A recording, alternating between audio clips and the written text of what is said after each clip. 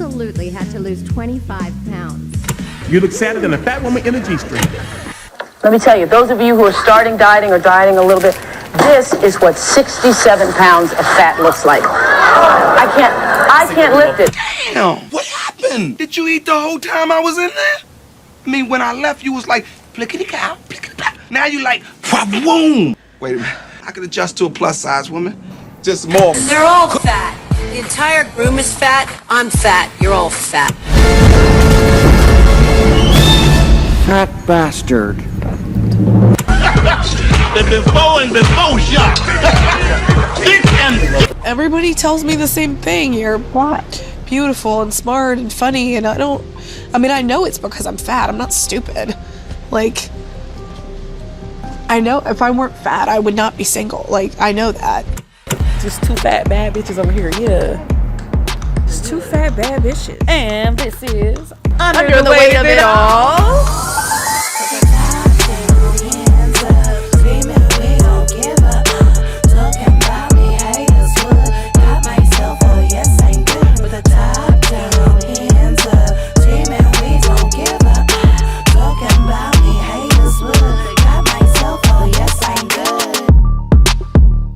Welcome back, guys, and thank you for tuning into part 2 of this episode.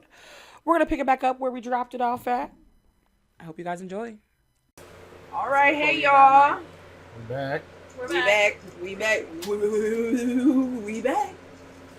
Change the location because, as y'all seen, the motherfucking lights went out and we have no way to charge equipment to keep the show going. So we pivot. That's what we do. Hey. I wish I had some dollars to throw my nose. Even in the jeans. You saw I moving? I got for a In the receipt. jeans. But yeah, so we are about to jump into heavy conversations and continue the show. We make it work. A reminder, this is Franklin and Jacobi. They are our guests today. Yeah. And we are here for you. We see each other. Let's get to all right. So this is usually Carrington's field, but I'm gonna say it because I got the card. Come on. So we're about to get into She control the traffic. heavy conversations. This is a discussion of the central themes of the topic of our episode, a deep dive between us and our real lived experiences about this shit, and how they affect us, how we sit with it, and all that good stuff. So, section 1. It's not you, it's your body. It's not your beauty, it's your Shabu. That's the way we go. I think these are your cards. Oh, are they? Yeah. Oh, they are. Yeah, these are yours. Yeah. So I did bring them. Well, I think I brought your cards. Oh. I left mine. I brought it to myself again. Okay.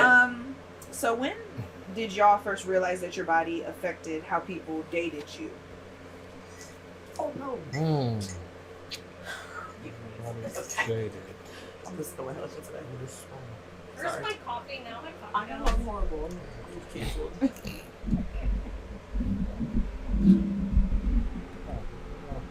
I was nervous. We're having a lot of technical difficulties. Today's just one of them days, y'all. You know. You can hear us. Yeah. Okay. Sorry. Y'all just really got to project. That's fine. When did you first realize that your body affected how people dated you?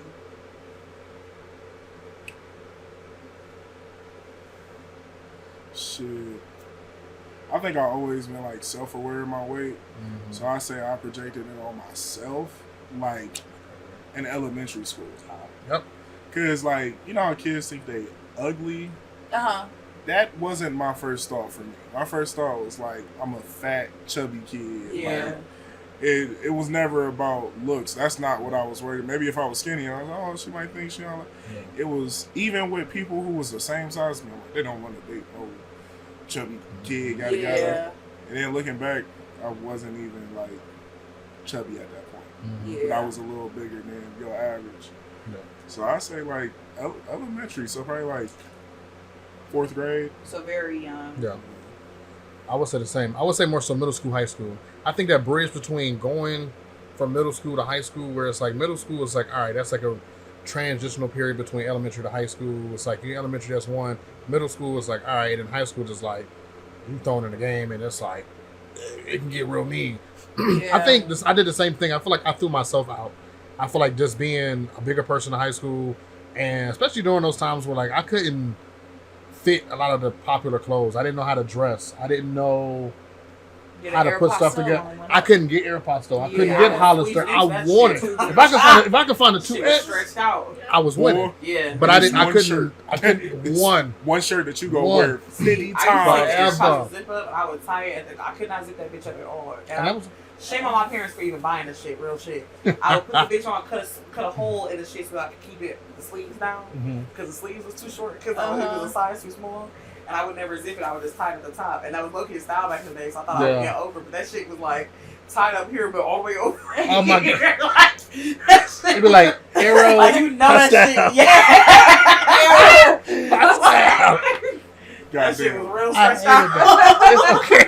Shoulder pads, damn near. For real, like that shit looks like a fucking Superman cape. Like that shit looked. That's how I was with pink. I'm gonna always get the oversized, like the ones that would be oversized on other people, but they fit me. I wore a lingerie shirt from Pink as a real t-shirt for years. Not give a fuck. Like I really was like, bitch. I'm a pink girl. That's when them damn Jordans Jordans came came out. Oh my gosh. No, but I relate to y'all sentiment. Like I feel like for me personally, and then I definitely want to hear what you talk about too. But it was like I'm gonna say elementary school, and I remember the first guy I really had a crush on. He like would fuck with me in private. Like I remember we would go to the playground and, like play because we were kids. Like go to the playground and play, and like he would be really funny then. But like if we were in person, he wouldn't really like talk to me and shit. And we're maybe in like 4th grade, like 3rd, 4th grade. So I'm old enough to understand that like that's odd that I'm being treated this way, but also not really understanding like it's a societal thing. Yeah. Yeah. You know what I mean? So I just assumed like, oh, I'm just not a desirable person just because of my body. Yeah. And like definitely left like a little ring. Yeah. Thing after the fact. Which I feel like I didn't date until I got out of high school. No. That wasn't my shit. Same. Not for real. Not Like, yeah. Well, no, I like really didn't. I don't think I was like. I don't know. I don't think I was like comfortable with myself to date at that point either because I was like trying to figure out my comfortability with my body. So I can't necessarily blame that all on other people, but like by that point, it was easier for me to just assume that nobody was interested in me. So it was just easier to operate from even if I had attraction or even if someone was attracted to me, I was like, okay. Yeah. Like, you just want to, you know what I'm saying? So it wasn't just like I ordered. Even now, I'd be like, what do you want? like, help you? Yeah. So I struggle with that a lot. Yeah. I haven't been in many relationships in my life, believe it or not.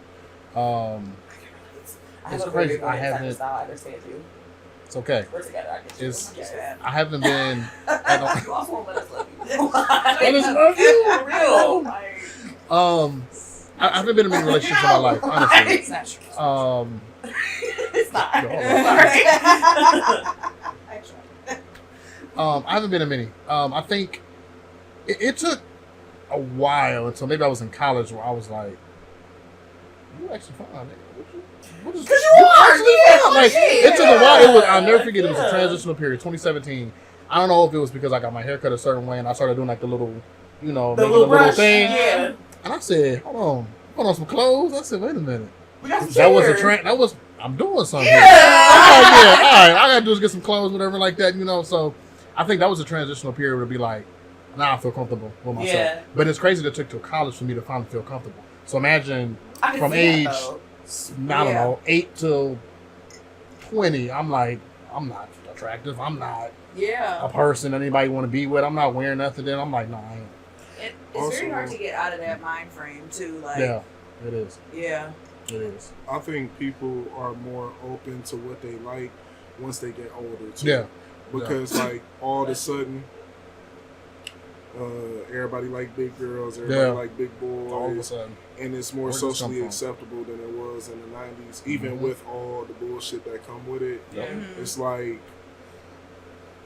just because somebody fat don't mean they undesirable, don't mean they not cute, don't mean they not handsome, and vice versa. But it gets to the point, like, in the 90s, perfect example, early 2000s, after Friday, Craig and Baby D are the same type of body types. Yeah. Like, as far as how big they are. they are. And I always thought that your when I love would watch that interest scene. was I always thought and, that. And Lady of Rage, Baby D, wasn't even Big. big. Yeah. She was a tall woman. Yeah. And not But ugly they at all class- either. She they wasn't- classified- She's full I was- figured. They classified a lot of shit as fat back in the day, and they Yeah. wasn't even fat. Yeah. Thick women, like, for real, thick Which- women just being like, I don't know about y'all. In Bridget Jones' Diary, they called her fat. I'm like, she's so conventionally straight sized.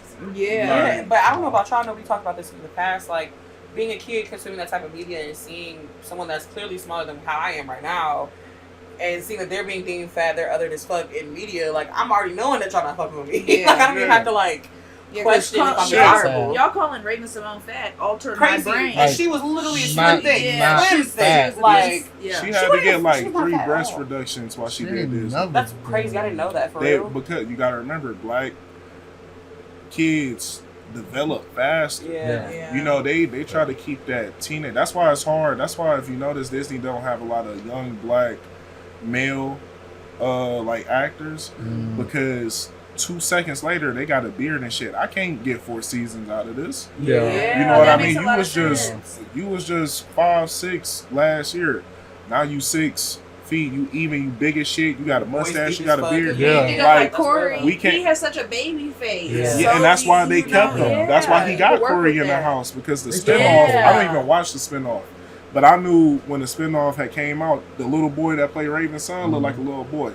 Now he look like a grown ass man, Gotcha. and I'm surprised they still got him up there because he got a mustache and all. Oh, Yeah. wow. Like, they don't be having like them boys like Orlando Brown Yeah. and Corey got away with that because of how young they look. And might I Yeah. say, You know. even Orlando with his like addiction and everything, they still look young. Yeah. Like, Yeah. they still he have still like looks young, like, absolutely. you I couldn't have been on Disney. same real shit. Yeah. Like I couldn't. And then when they do got a big person, they gotta look all baby like and shit, Yeah. like that big white girl from like Good Burger and all that.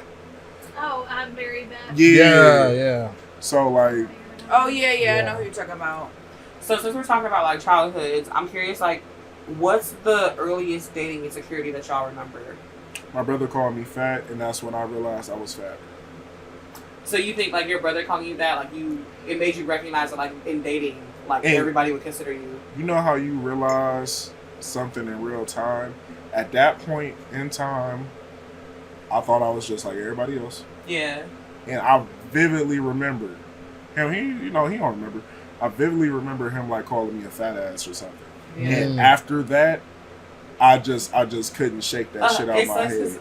even you know what I saying mean? that, even I know you was like a kid, like I don't give a fuck now if someone call me a fat ass. But Yeah. I remember at that time as a kid, Yeah. like that shit like took the air out your lungs. Yeah. Like, you damn Because near, now like, everything that I fake. wear, everything that I do, I'm just like, yeah, I'm just overthinking fat. it. Like, Yeah, I'm just yeah, fat. you're in your Like head. I knew I was a big kid, but like it was just like, Damn. like Yeah. you know, you get tough skin and shit. But It that's takes when, a while to build that though. yeah, that's when I noticed. I was like, damn. And I love you for like in terms of the callousing that we're talking about building, like it's literally out of protection that you build that. It's not because you get comfortable with someone calling you that completely to a term where it's like welcoming. I think that's still a narrative that we're trying to change, but it's more of like I'm not about to let your opinion of me affect me, so fuck you, bitch, I am fat. But that's not like that's still not necessarily a positive mindset to have about it. It sucks ass. Yeah. But frankly, what was your experience like? Mine, and it's crazy, and it's actually, it's kind of crazy to think about therapy, because this is bringing up some things I'm remembering now. Yeah. I'll never forget, actually, in elementary school, we used to pass notes. Do you like me? Yeah. Yes, no. Uh-huh. I know that I actually had an experience like that, and I did that, and the girl was like, ew, no. And it's funny because she avoided me all day. I'm like, well, what's the answer? Like, what's going on? Yeah. And then somebody who was like one of the mean kids was like, she don't like you because you're fat. And I'm just like, oh. That's so blunt and horrible. I hate that. Yeah. Yeah. I remember when I got my first crush in kindergarten was on this little boy named TJ. I think I told this story on the pod once before.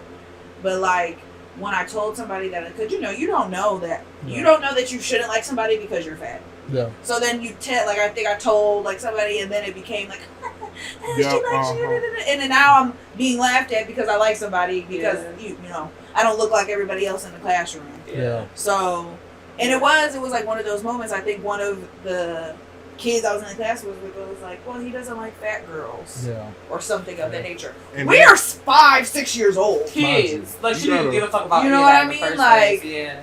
Yeah. Also, Go ahead. TV play a big part of that. What did? Because 6-year-olds and 5-yearolds, Yeah. what the hell you know about fat people? Yeah. You know what I mean? Fat joke on Bluey. Oh. Mhm. Oh, really? They did. It was like Bluey's dad gets on the scale. Oh, and goes, I saw that. I put it in one of our intros Yeah, yeah, one time. yeah. And I was like, ugh, I need to work out. And then they're like, Dad, you need to work out. Wow. Yeah. They do it. It's been.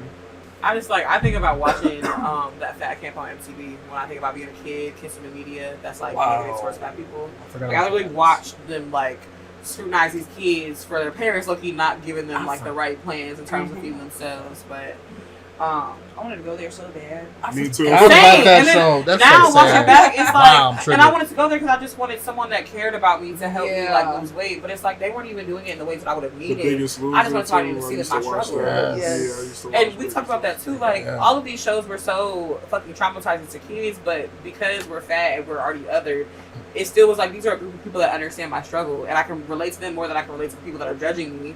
But it's still not healthy. It still didn't actually help me like get through my issues. Yeah. It's crazy. But I will say, going back to our question, the the one situation, I think I told this in like the first episode, but the one situation that I think really affected me like up until my adult life and dating, because I had been scrutinized like my whole childhood. I was like an obviously fat kid as a child. Like I was like 210 at like 10. Like I was fat as fuck, but I was also an athletic kid, so I was fat and obvious. Like niggas saw me running around. It's like They hate that. like, so I remember in middle school we were on, I think it was like a Washington trip or some shit. Okay, yeah, you did. Yes, with fucking this was absolutely the first episode I talked Yeah, about the this. little So he's light-skinned bringing it up now. bitch. Just like 17 past. Yeah. Yeah, he's still a weird ass nigga.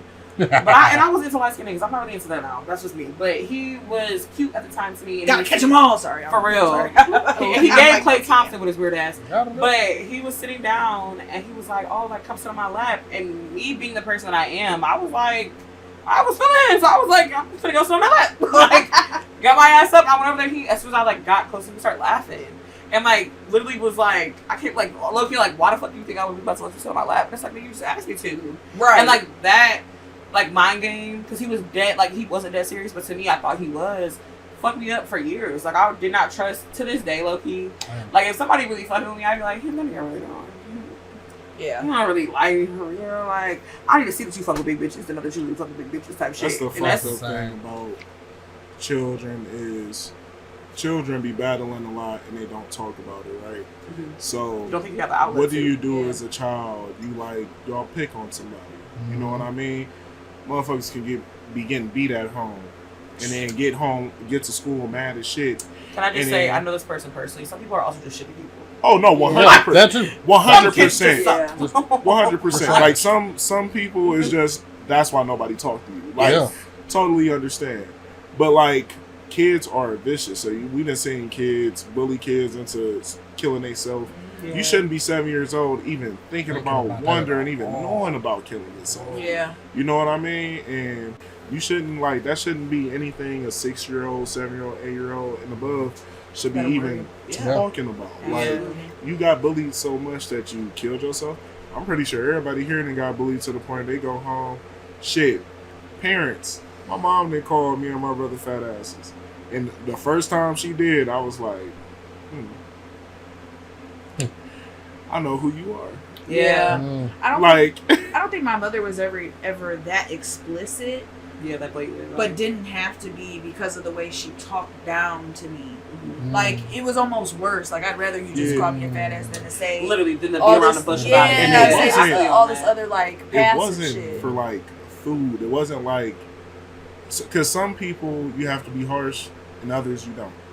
But it wasn't like I was eating too much and she was trying to like, hey, you need to whatever. It was you're mad at some shit that got nothing to do with my weight Yeah. and called me a Yeah. fat ass. Yeah. And to this day she'll swear I never said that. I never said baby. It's like, I remember. You're not gonna forget I'm not baby, gonna forget the that. axe. Yeah. The axe will forget. The Yeah. tree won't. You think Yeah. I made this? I'm a grown ass man. You think I just made the shit up? Like, hey, Right. you just gave me this trauma. I won't let go, and I made it Yeah. up. Like, oh, like a lot of parents won't even put healthy food habits on the table, Yeah. and then criticize. And we talked about that. We for- talked about that in our Feeding Generations episode. And it's like you put so much responsibility on the child when you yourself have not taken the initiative to actually give the child these tools, and it's your child. Yeah. I didn't ask to be here. I still have it, and it's frustrating now, and I'm sure we can all relate. Like I've had to take so much initiative in my adult life to really form a relationship with food, myself, my body. Which I look at my parents, and they still don't have that. They still don't.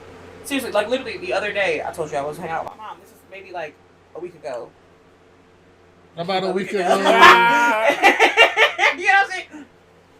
What y'all do to About a Bobby, week man? ago. But I was, my mom, she's a school teacher. I was helping her put some of her classrooms together. And when she picked me up, first off, she like, the school that she's at doesn't have any air conditioning. It's a brick school. It's a brick oven type shit.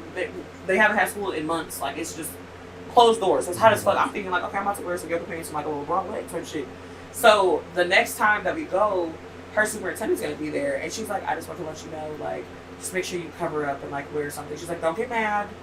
Like, she starts the conversation off with being like, don't get mad. Like, don't, I'm just trying to say something, but, like, can you just make sure you're covered up the next time you come here? And she, like, ends it there. And I'm like, first off, if I was just like a smaller person, I had a bralette on and some flare pants, you wouldn't think nothing about it. You wouldn't think shit about it. And also, I am covered. Yeah. My titties ain't out, my pussy not hanging out, my ass not out. Like, I have a shirt on that, might I say, is probably going longer than this shirt is. And some sweatpants. What's the problem? Yeah. Also, I'm grown. I got my own care. clothes. Yeah. Is the kids in school or something? No, Okay, no. But like, honestly, I'll be real with you. Even if they were, it's not like I was naked. Like, it's not like I was even wearing anything provocative. I wasn't wearing club attire. I was wearing a bralette that wasn't even like a crop bralette. It was like a t-shirt bralette, like a working out athleisure shirt type shit. Yeah. With some flare sweatpants. It's not even. It's like, I'm 28 years old and I'm still getting scrutiny from my parents because they're uncomfortable with themselves. That had nothing to do with me. What am I Her covering? commentary on my clothing had nothing to do with me. It's what she's comfortable with and what she's comfortable seeing. And it takes a lot of practice to get used to, like, understanding that and not internalizing it. But it starts off in your childhood where that callousing and that type of just mindset comes about. And it's frustrating to think, like, as a kid, like you were saying, you have to even have that thought process. Like, I don't want to have to, I want to be free. I want to be a kid. I want to be a free 28-year-old. God damn it. I don't want to think about you wearing some basic shit. Especially if you didn't have fat parents, which I did not And I have. do. My dad got 16 kids. I'm the biggest one he got. Really? So every time I'm the only child that my mother had one kid by her. Everybody else is 2 and up. So they hated me.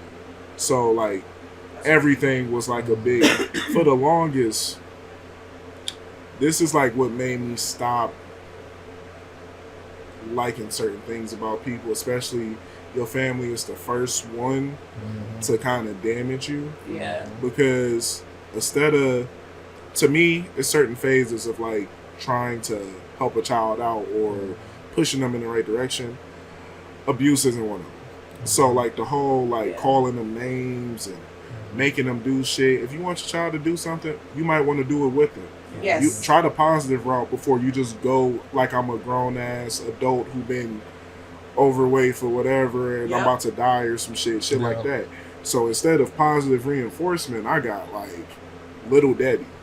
That's little nicknames and shit like that. Wow. And I you'll wonder why you got this animosity. I just want to say that. And I hate Little Debbie's, by the way. There has been So times with Izzy where she ate all the damn popsicles, and it's like, how do I tell her?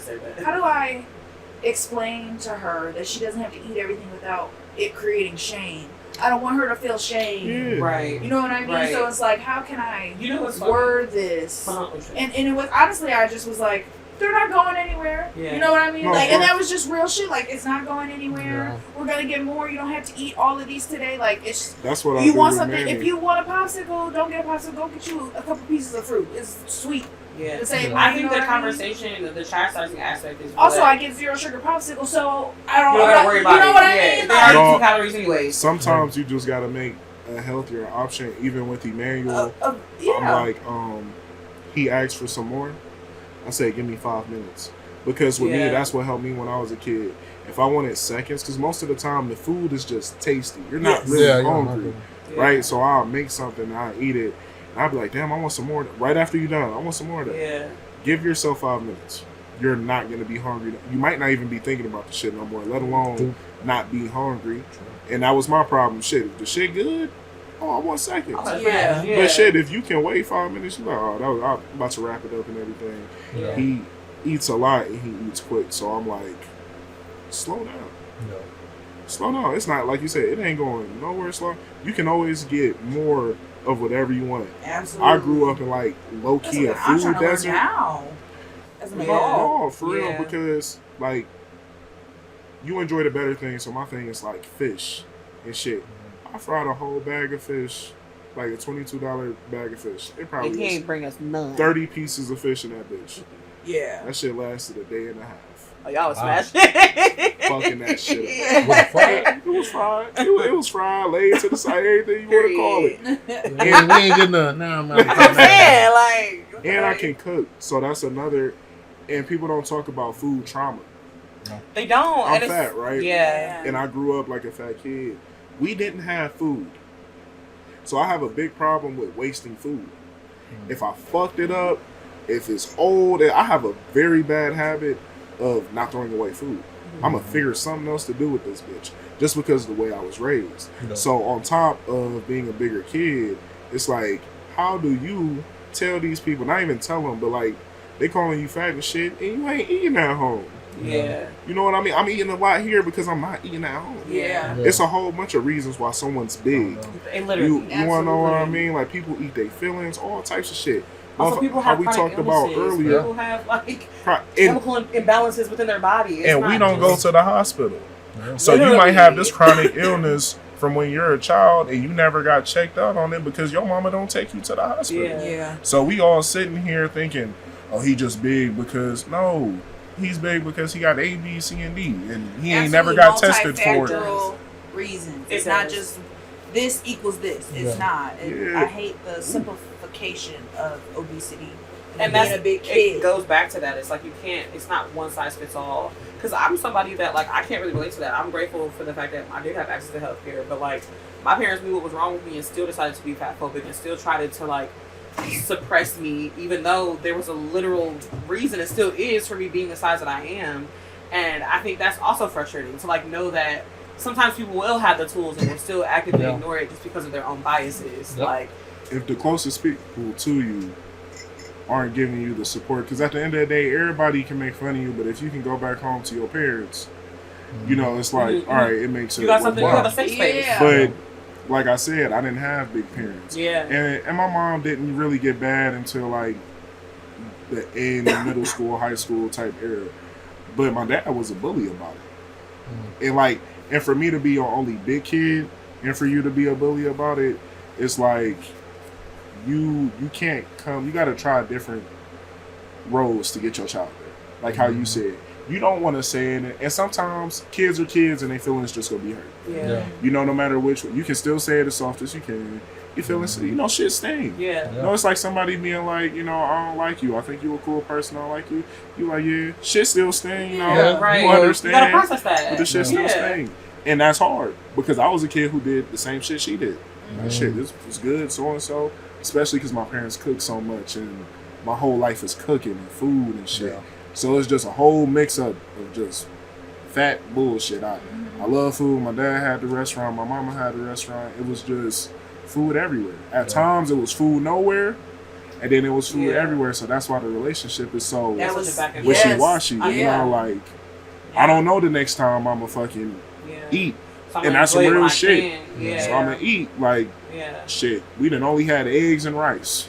Yeah. I done cooked 7 fucking eggs and a big ass bowl of It's rice. sad because we're talking about a child that can't decide any of those things, by the way, also. Like, so to be chastised when you're not buying the food, because all things that I've said before, which you're not buying the food, you're not providing the food or preparing it, but to be chastised for what you're consuming as if you're not being handed the plate is crazy as hell. Yeah. Like, you gave me the nutrients essentially, and now you're chastising me for consuming it when you have the keys. Like, it's not a child's responsibility I have no to job. be completely knowledgeable over any of that. But I know for me, I was chastised all the time for eating certain things, but it's like, I'm not buying it. Like, Yeah. I'm not controlling what goes in and out of this household, but yet still the finger is being pointed regardless. That's not fair to a child. That's crazy. So, is it safe to Sweat say hearts. that have any of us felt desired as a child growing up? Like, was there at any point that you felt, whether it was like a little crush or something, desired as a child? There was one time, yeah. Okay, so I was, I remember it was like maybe like second grade. His name was Brandon Young. It's weird ass thing now. Like one of like Instagram videos now. But I remember we like kissed on a little playground. I was a Pharaoh bitch fan. I kissed him first. I'm always been a Pharaoh ass bitch. I kissed this nigga first, and I remember. It's like, what do you mean, Pharaoh bitch? Then it's Like, Pharaoh. I'm still Pharaoh. That's just me. But so we go inside, and I remember we're like standing. You know how everyone had to do single file line. He's like standing behind me, like. Honestly, for us to be like, it's like great. He's like grabbing on me and shit, like all the things. But I remember like that was probably the only time that I really remember being wanted. I didn't even know what to do with it then. And then after that, I feel like there was so many conversations about my body. If someone did desire me, I had such blinders on. Yeah. Even if I was aware of it, I didn't believe it. Like I said, so that was probably one of the only situations that I really remember. That I'm like, how about you, Franklin? I had one. Imani. I remember you. Ooh. I'll never forget. We still friends, you know. I feel like a girl named Imani probably got good coochie. It just knew. You know, I was weird. It was like I was never a Imani kid Mercedes. growing up, especially in elementary school, where I felt like somebody was like, "Oh, I like you." Yeah. But I had one person I could think that was like that, but I didn't really like her back. And I remember she went up to my mom one time and be like, "I like your son. We gonna have kids." And she was like, "What's up with that, little girl?" Yeah, I'm with your little girl. Hold on. What's wrong with you? Girl, you got a period yet? Relax. And she still remember that to this day, which is funny. That's hilarious. That was the only time that I felt like I had somebody when I was in a younger state where I was not in a mental state where I felt like I knew my worth or like how I was as far as being attractive. That's kind of sad. I can only say one time. Yeah. But that was definitely one girl. I remember. Yeah, Monty. Jacobi. I was in my head a lot when I was a kid. I got mostly everybody who I wanted. But when you're a child, it's like looking back, you realize that. Because as a child, I was so into my own head, I couldn't get past me being fat. So every person that if I felt like I was trying to like talk to them and I wasn't getting the same energy back, you're fat. That's why. I could relate to You know, that. so it's like, in middle even school, if that has nothing to do with me being fat. even if it's nothing, I knew ugly meant fat. you know, like type shit. It was. You would just say you're not interested, and I would think you think middle it's 'cause school. I'm fat. Yeah. It's my first love. Yeah. We still follow each other on Instagram and everything. And she was just like the first person who made me forget about my weight. Yeah. And it was such a elementary, you know, like it was in middle school, but it was such kid love. Yeah. And she just like me. Like she just like me. And that felt refreshing not to have to worry about my weight.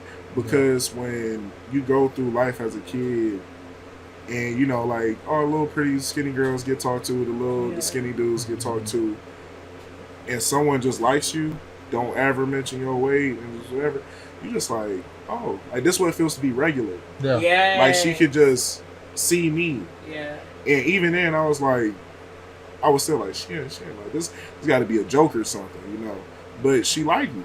And I was like, wow, that's kinda new, that's refreshing. It upped my confidence for the first time since my brother made that comment on me. I felt like a person. Yeah. And now you have that feeling in your tool belt. Like you know You know what to what look I mean? for the next person. Know what to expect. Just because I'm a certain size doesn't mean like. And honestly, I'm Shout out honest. to that first girl. Like, honestly, like being that big and being a child, it like fixed something in me. Cause you know if your parents telling you fat, you the fat friend. Like I'm the biggest friend in my group. There's no big dudes in my friend group. It's just me. Always been. No matter what friend group that I'm in, I've always been the biggest dude. It's never been the bigger dude. So having her just treat me like a normal person and like me for me, oh, you cute, you so and so, and nobody mentioned my weight. That felt good. I'm I was gonna curious say, in so. general, like dating wise. When's the first time that, like, as your adult life? I know it's a little off topic, but like, when did you feel that in a relationship or like talking to someone who doesn't have to be like a long term, like that feeling of like, damn, this person really likes me. Like, do you remember the age? No. I can't pinpoint an age. I don't know if that's sad to say, but I can't pinpoint an age. My more adult years, I'll say like maybe my early 20s.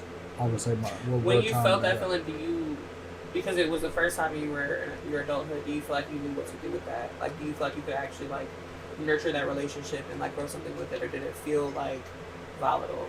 It was a mix. I feel like, not that I didn't know how to go about it, but I also feel like within my own mind I was maybe doing self-sabotaging a little bit in my own ways that like maybe I didn't realize I was doing that. Yeah. And like maybe I would pull away, or maybe I wouldn't be as interactive about something because I'm like, you know, like, bro. Do you, out of That's curiosity, how that's how I am today. do you know your Like, I attachment style?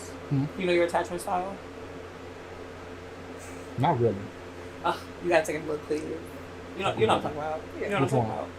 What Okay, about so the- your attachment style. Like, are you avoidant? Are you yeah, like you're like an anxious? anxious attachment style. Like, are you like a disorganized attachment style? Yeah, I'm Avoidant. a fearful avoidant.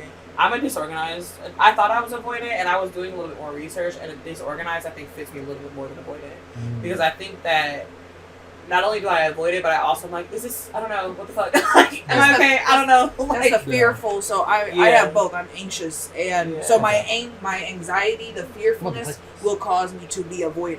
So I'm like, ooh, I don't know. I feel unsafe. I gotta go. Okay. Literally, Okay. it's easier for me to just bop Okay. than to like actually process. I get that. Okay. I Yeah. literally just do this shit. And what you're Do this shit. what you're Okay. talking about, I can really relate to, which is why I feel you probably have somewhat of an avoidant. I can't tell you for sure. You should look into I'm that. gonna take a And test. You don't have to, but it's nice to know. It gives Yeah. you a better understanding of yourself. But like, same. Like, I feel like the first time I really felt liked by somebody, I was like, this nigga lost his fucking mind. This nigga crazy. I was I'm afraid. terrified. Yeah, I'm terrified. Like, I'm terrified. I remember being in bed because I will say, like, I didn't start dating until after high school. Like, really, like, I had not real dating. Until, yeah, like, I had a I little realized boyfriend, but like, and I talked to people and messed around with people, but like, and I remember being so scared, like, and literally crying, and I was like, I think you're just gonna play me. He was like, I'm not gonna play you. That nigga played me, but like. Okay, But at least he cheated with another fat bitch, so I felt okay. Okay. I mean, you gotta take the, okay, you the like small, that, though. We'll give you that. you know. It He feels wasn't lying about what he liked. Her name was Lanita. Yeah. And then I tried to love her. Yeah. That's my Trying to fight thing with She a dealing bad with bitch? Well, I tried to fight her, and then being when a I bigger discovered my dude is sexuality, I tried to fuck her. almost 100% Okay. of the time. Was she fine? It feels She's alright. fetish. Yeah. She It did tell me feels to go kill like myself. you're She was like, messing with she was like, I me. know you be Yeah. cutting your fucking arm, bitch. You need to go kill And- yourself. Yeah, she And right. the hard question is like, Oh, ever tell me no shit like that. Ever. is it what you like or is it a fetish? Hell nah. So how y'all feel about that? Because I go through that a lot. Is what line do we make between I like this and fetish? Because almost 100% of the time for me, it feels like a fetish. Like how you said, oh, you gonna do me wrong? That's not my question. My question is like, oh, like you just having fun. Like, you know what I mean? Like you like big people in private. Yeah. Or As a you woman, that's like always been my me experience. so much that it feels like a fetish. Because most of the time when women be like, oh, you handsome, I'm like, I'm tall. Yeah. Like dead ass. I'm like, I'm 6'5". Like, that's what you like. And that's okay. But like, and if you like But bigger you are people, handsome, Jacobi. Like, you're but not ugly. I got body dysmorphia. But I feel like, take my height away, I wouldn't even be me. Like, and that's because I associate myself with my height. I see, yeah. I see what But, you're saying. but like, it's always like, oh, you're just big. And I get other compliments, but it's like, oh, you're so big. Like, I don't like being stared at. Also. I know what you, yeah. And I get okay. stared at a lot. That reminds me like you walking into work and like Like I be DoorDash and mine going is more grocery because store. of what I wear and it accentuates what I have. Your So curves. it's Yeah. like And it'd be like, they're like over sexualized. if you and I feel didn't like have, it's the same for you in that way. yeah. if you didn't have your titties and your ass, would it be the same recipe? No. Because I Or tell this people face. all the time. Because Yeah. Because I personally, I don't have the curves, but I know a lot of times like it's the face, the aura, the energy, and this like the tag of you're a fat girl with a pretty face, you probably don't give me what I want type shit. Like it's the finesse of Or- what the stereotype is. a Yeah, little bit. absolutely. You think that I'm gonna settle for sex? Which okay, You know can what we be I mean? honest though? This is the other thing because there's nuance to that conversation. I feel like there's two sides of that. I'm a sexually liberated person. Sometimes I do just want sex, but I don't think as a fat person we're allowed to express that because it comes off as we're like Desperate. not even just desperate that we're shorting ourselves of something. Like Yeah. we're not allowing Yeah. ourselves to feel the whole thing. But on the other side of it, I agree to your point of how many of those people am I laying with that maybe are more standard size, even not just standard size, because fat phobia exists everywhere, Right. are laying with me because they just like me? Or is it just, and it's a hard conversation because is it not all physical to a certain extent anyways? Like I'm attracted to you at your size, but it's the fetish aspect I think comes from when it's the only Compliment. it's and the all only that. thing. It's the Damn. entire center of the conversation. There's no actual desire to get to know me as a person. Everything comes back to either what I'm eating, what my body is doing, what I'm wearing. Like there's no actual like desire to get to know me as a real person. And even I feel like even if I don't want to be with you for real, there should still be a friendship, some type of like, level of respect. you know what I'm saying? Yeah, A level of watch, respect, literally, that's still there. And, Madagascar. Mhm. You ever watch Madagascar? Madagascar. Yeah. Yeah. And it's like the second one where she's like, "What you like about me?" And he's like, "Well, you big." That's She like, crazy. and she like, it's the hippo because she Yeah. like the giraffe or some shit. Yeah. And she's like, "What else?" And he's like, "You round." Like, it's like, That's insane. yeah, shit looks cute on the surface because it's like, okay, after fucking, then what? Yeah.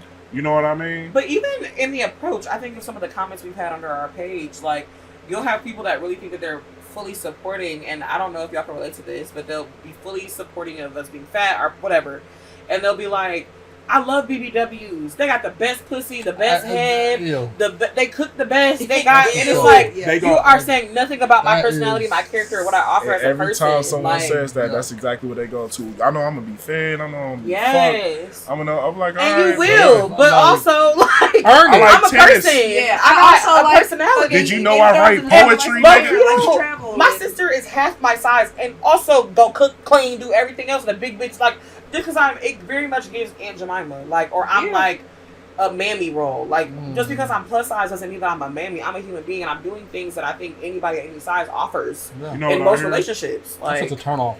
Oh, It the big is. girl, she go eat. She go Yeah. suck you up because all she Yeah. do is so and so.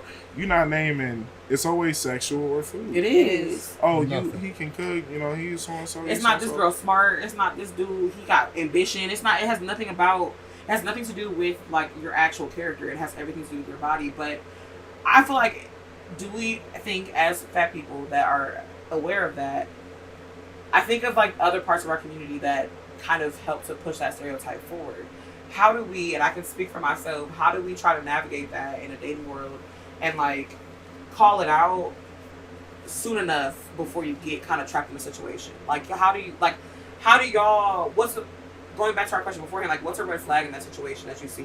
Because again, especially if it is just like a situationship, you probably not being as conscious about like all aspects of their character in the same way, but like, what is that big blaring thing where you're like, this nigga gotta go, like, this girl gotta go? Like, I feel like I'll speak and I'll give y'all a chance to think.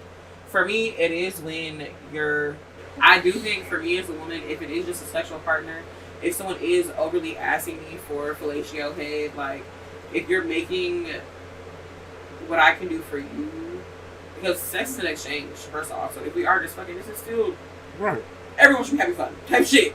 So, if everything that we're doing in a sexual manner is you trying to get something from me, and it's all the stereotypical things that I think a plus size woman is known for giving, then yeah, I'm over it. Yeah. You know, that's crazy. Like, Yeah. I It's can't- like if you gonna give me head, but you expect head. But you, that's crazy. let me tell y'all this crazy ass story. Okay, so there was the first like 2 men. Y'all know we was young kids. The 2 men. The first little 2 men I went on. My friend didn't know. My friend didn't tell the dude that like we was going with that I was fat. Which back then, party foul. yeah, you can't tell the Party- dude that I was fat. Party- I'm bad too. Cause this nigga being weird to me because he ain't know I was a big bitch. That's crazy. That's crazy. So we get there. They first off, you know, we from Painesville type shit. So they already like Crazy bitches some hoes. I heard about you all type shit. And very much, I grew up a conservative Christian girly. Not a hoe this time. I might have been feral, but I knew how to control it, okay? And I remember sitting there, and the dude, they like, you know, everybody break off to the shit. So it's me and dude, we sitting here. And he like, first off, he been rude stuff the whole time. Wouldn't talk to me, wouldn't even sit next to me type shit. He's staring at me. But you're not talking to me. I've always been cute, so I'll give myself that. Like, come on now. But you also, like, you're not interacting with me at all. You're staring at me from across the room. Like, you like, you want to watch a movie? I'm like, all right, cool, type shit. Like maybe he's gonna like soften up. I'm probably 18 at the time, so I'm stupid also. Like, I should have been left, really. Right. But he sit down next to me, like, yeah, so like, can I get some head?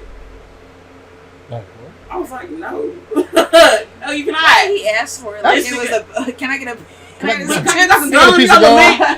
a little bit of pussy. Not gonna borrow. She's so pussy. But then just the other thing too, I said no, he got salty. He got mad. You said no? He got mad. Because how dare you? How dare I deny you some shit that you think I'm giving for free? Because I'm a big bitch. Why do you feel entitled? You should be happy to suck that I even offered you the option to suck my dick. But then you went, he got some food, right? He didn't ask me if I wanted some food, nothing like that. Went, got some food, came back, up and puffed, changed the movie off that we was watching type shit. It sat in front of my face and ate the food. They say, shit, I'll sleep the rest of the night. Crazy as hell. Crazy as hell. And these are experiences that I'm supposed to be grateful for. As a big bitch. I'm supposed to be happy for. So when that situation happened, I was like, damn, any man or any person, because bitches, y'all be weird too. Yeah. For real. The no touch me's, can't stand y'all. Don't come over. Yeah, I'm not don't do that. it. But literally since that situation, I was like, oh, if somebody is like, I don't like when sex feels like sparring in like a non like kinky way. Like, I don't like. No, but I'm saying like I don't like when someone's like you can smell them waiting for you to try to give you a little head, but they're not gonna give you shit. You can smell them trying to see like why you giggling so much? You know what I'm saying? Like why you doing little shit that I can tell you happy to be here to get what you want. You finna fuck me over a little bit. Yeah. And yeah, I don't do that shit no more. But what do y'all think? What was the question? So, like, what are your red flags in terms of, like, figuring out, like, how to avoid people that are trying to, like, over-sexualize you or, like, fetishize you? Like, what do you do in your adult life now to, like, what's the red flag that you see to try to avoid that? So, I'm going to bring a different experience to that. For me personally, and I've never really experienced that. Really? In ways of being completely, like, fetishized in ways I've heard. I've heard many of stories of people who have had that, people who have like been fetishized about for certain things, but I've never really fully experienced it to be like, damn, what the fuck? Like, why is you just want me because I'm big, or just because I'm a bigger guy, or you feel like I'm XYZ? And I feel like I lived through experiences of hearing of others, but I feel like for me, it's like and like I said, that's an experience that I've had. I don't really have that, but I'm like, yeah, this is weird to me. But I feel like I've had similar experiences about it where if you keep bringing up something, you keep bringing up this thing, you keep talking about it, you keep bringing up something around this topic, and just like you said, it's like, what can y'all do for you? Like, that's a red flag. That's a turn off. This is in general. Like, what is you keep bringing this up for? What is the purpose? Yeah. What am I doing? Because when it's organic, even if I am giving something more than the other person, doesn't feel like that. Yeah. Like, it's organic. You want to. Like, it's not something that feels forced. Yeah. At all. So I'm curious though, because you said you have an experience. Have you experienced? And I want to low key, like, height aside, do you feel like specifically your body, like, composition? Do you feel like 100%? Okay. 100%. The closest thing I can describe it to is slavery. Mm-hmm. When people try to use my body too much, trying to put me in, like, through things that my body can do. Like, putting me up for shit. Oh, so-and-so can help you because he's a big dude, yada yada. And only... He can move couch by himself. Yeah. Like, and only liking fat people seasonally. What you mean? Winter hits. Oh, I need something big. I need this. I need a teddy bear. Yeah. I need this. Also, like, even when we started, how it's like preference in there. I'm like, I like BBWs. I like so-and-so. When it's somebody who's as big as me, I don't have a problem with it. Yeah. You feel me? When it's somebody who's smaller than me, and that's why I say it's a very thin line between preference and being like fetishized. Like it's because at one point do you be like, all right now, like like it's a lot. Like and I think someone like I don't know, it's just like every aspect, like how big, like I didn't have people stare, you know, it's just random regular questions. Stare at my shoes, damn, how big your shoes, god damn, so and so, the whole wide thing, that shit happened in my apartment. Like a nigga told me, oh man, you could be doing this, you could do so and so. It's like volunteering me for shit that like it's just little stuff like that. Did you play sports as a kid? Yeah. Did people like encourage you to like? When you're fat and you're a dude, they try to act I'm like assuming like linebacker. The only thing you can. I hated football. Yeah. I wasn't a big fan of football at all. I did wrestling and track. Got you. I couldn't stand football. And like they'll just try to toss you up in there and not tell you shit. I was gonna say I can see them forcing it on you on some real shit. You're supposed to know because you're big. And then you'll be mad when the kid don't like it. Now don't get me wrong, some kids don't like shit. You gotta give them a push. Yeah. But I have never showed interest in football. Right. Yeah. So why didn't we pick another sport or something? Yeah. It's like you decide that you should be doing this, so do it. Yeah, like, and that's what people tell you. How people meet me. Shit, did you play sports? No. Yeah. No, I didn't. Sometimes I just lie to lie. Yeah. I be lying to people all the time. Did you play sports? No, I was on the chess team. Real shit. And I did singers and shit like that in high school. I sung. I did theater and shit. I did other shit. But like, you looking at somebody. First off, I don't want to hear damn. Yeah. When I walk past, damn. Yeah. Like, shit. Like I'm just trying to. Shit. That's weird as fuck. I'm just trying. You big as hell. Yeah. You big as fuck. Even when we was I like know walking that. to Pride. I ain't lived with this my damn my whole life. Bro, okay, let's talk about that for a second because there was like some of those commentaries. I was like, oh, that's so dope, but there was others. I'm like, there's a lot of ignorance in this, but I'm gonna let it like roll off my we back. walking down and like I don't know, LA. What did that person say to me about my ass? They said something to me about my ass. I can't remember exactly. I mean, it was like a damn out the window. Felicia does have a beautiful ass, but nah, it was like the. Look at my BBW princess coming down the street. Yeah. I love big bitches. Like, it was very much that energy. And what frustrates me the most is people are like, we're going to wear these bikinis and go to Pride because we are existing in our bodies normally. But then to have it be like, here's a trophy. It's a spectacle, too. Here's a trophy. Literally, that too. But here's a trophy for you being a fat bitch and thinking you can wear a Oh my bikini. god. And that's what it felt like. Yeah. And that's some normal shit. And don't get me wrong, y'all in a different category because women get catcalled. No matter what size and whatever, We're not but it's like the fact that having pussy low-key gives you a little leverage. Yeah, it does. But it's a very thin line with that too. It is because if it was a skinny girl walking, she might, but the things that they say are different. It is like who said I want to be called a BBW? Right. Mm-hmm. You know who said I was dealing. I was dealing with like 3 different girls. They all called me Bear. I said, you know, and I get it. Like I got hair all over my body. I'm a big dude. You get certain shit. But at some point, it's just like, all right, like shit. Like, y'all hoes is confusing me because which one is you calling it? Right? Which one are you calling it? Bear and all this just big shit, and it's just like I don't know. It gets to a point where I'm more than how big I am. Don't get me wrong. I talk about people's body the same way people talk about mine. But we all got to be conscious, like. With Keith, somebody in the apartment that was a lady, she get on the elevator, she's like, oh, you just the shortest thing? I'm a grown ass woman. Yeah. And she gets that a lot. Yeah, and she don't, and when we hang out together, people think that he is my child. Damn. I done got that like 4 times. Wow. So it's it's one thing to like every time she seen a woman, she's talking about her height. Yeah. And she got her together one morning, like, lady, I don't want to hear that shit. I know I'm short. Yeah. Okay, like go on. Now the lady is all stoic and shit, want to rush past motherfuckers. Don't be scared. No. But you got to realize that shit that you saying is not cute. Yeah, like, it's it's almost not, like word on it, but it's like I don't even get privy to that. That shit feels and I think you don't think I know I'm short? And people really don't know how to give out compliments these days. They don't. Like when I see something, when I see somebody, I'm like, oh, that's a great tattoo. Sometimes I pass a dude and the compliment isn't even about nothing. I pass another big dude. I'm like, what the hell did I say to him?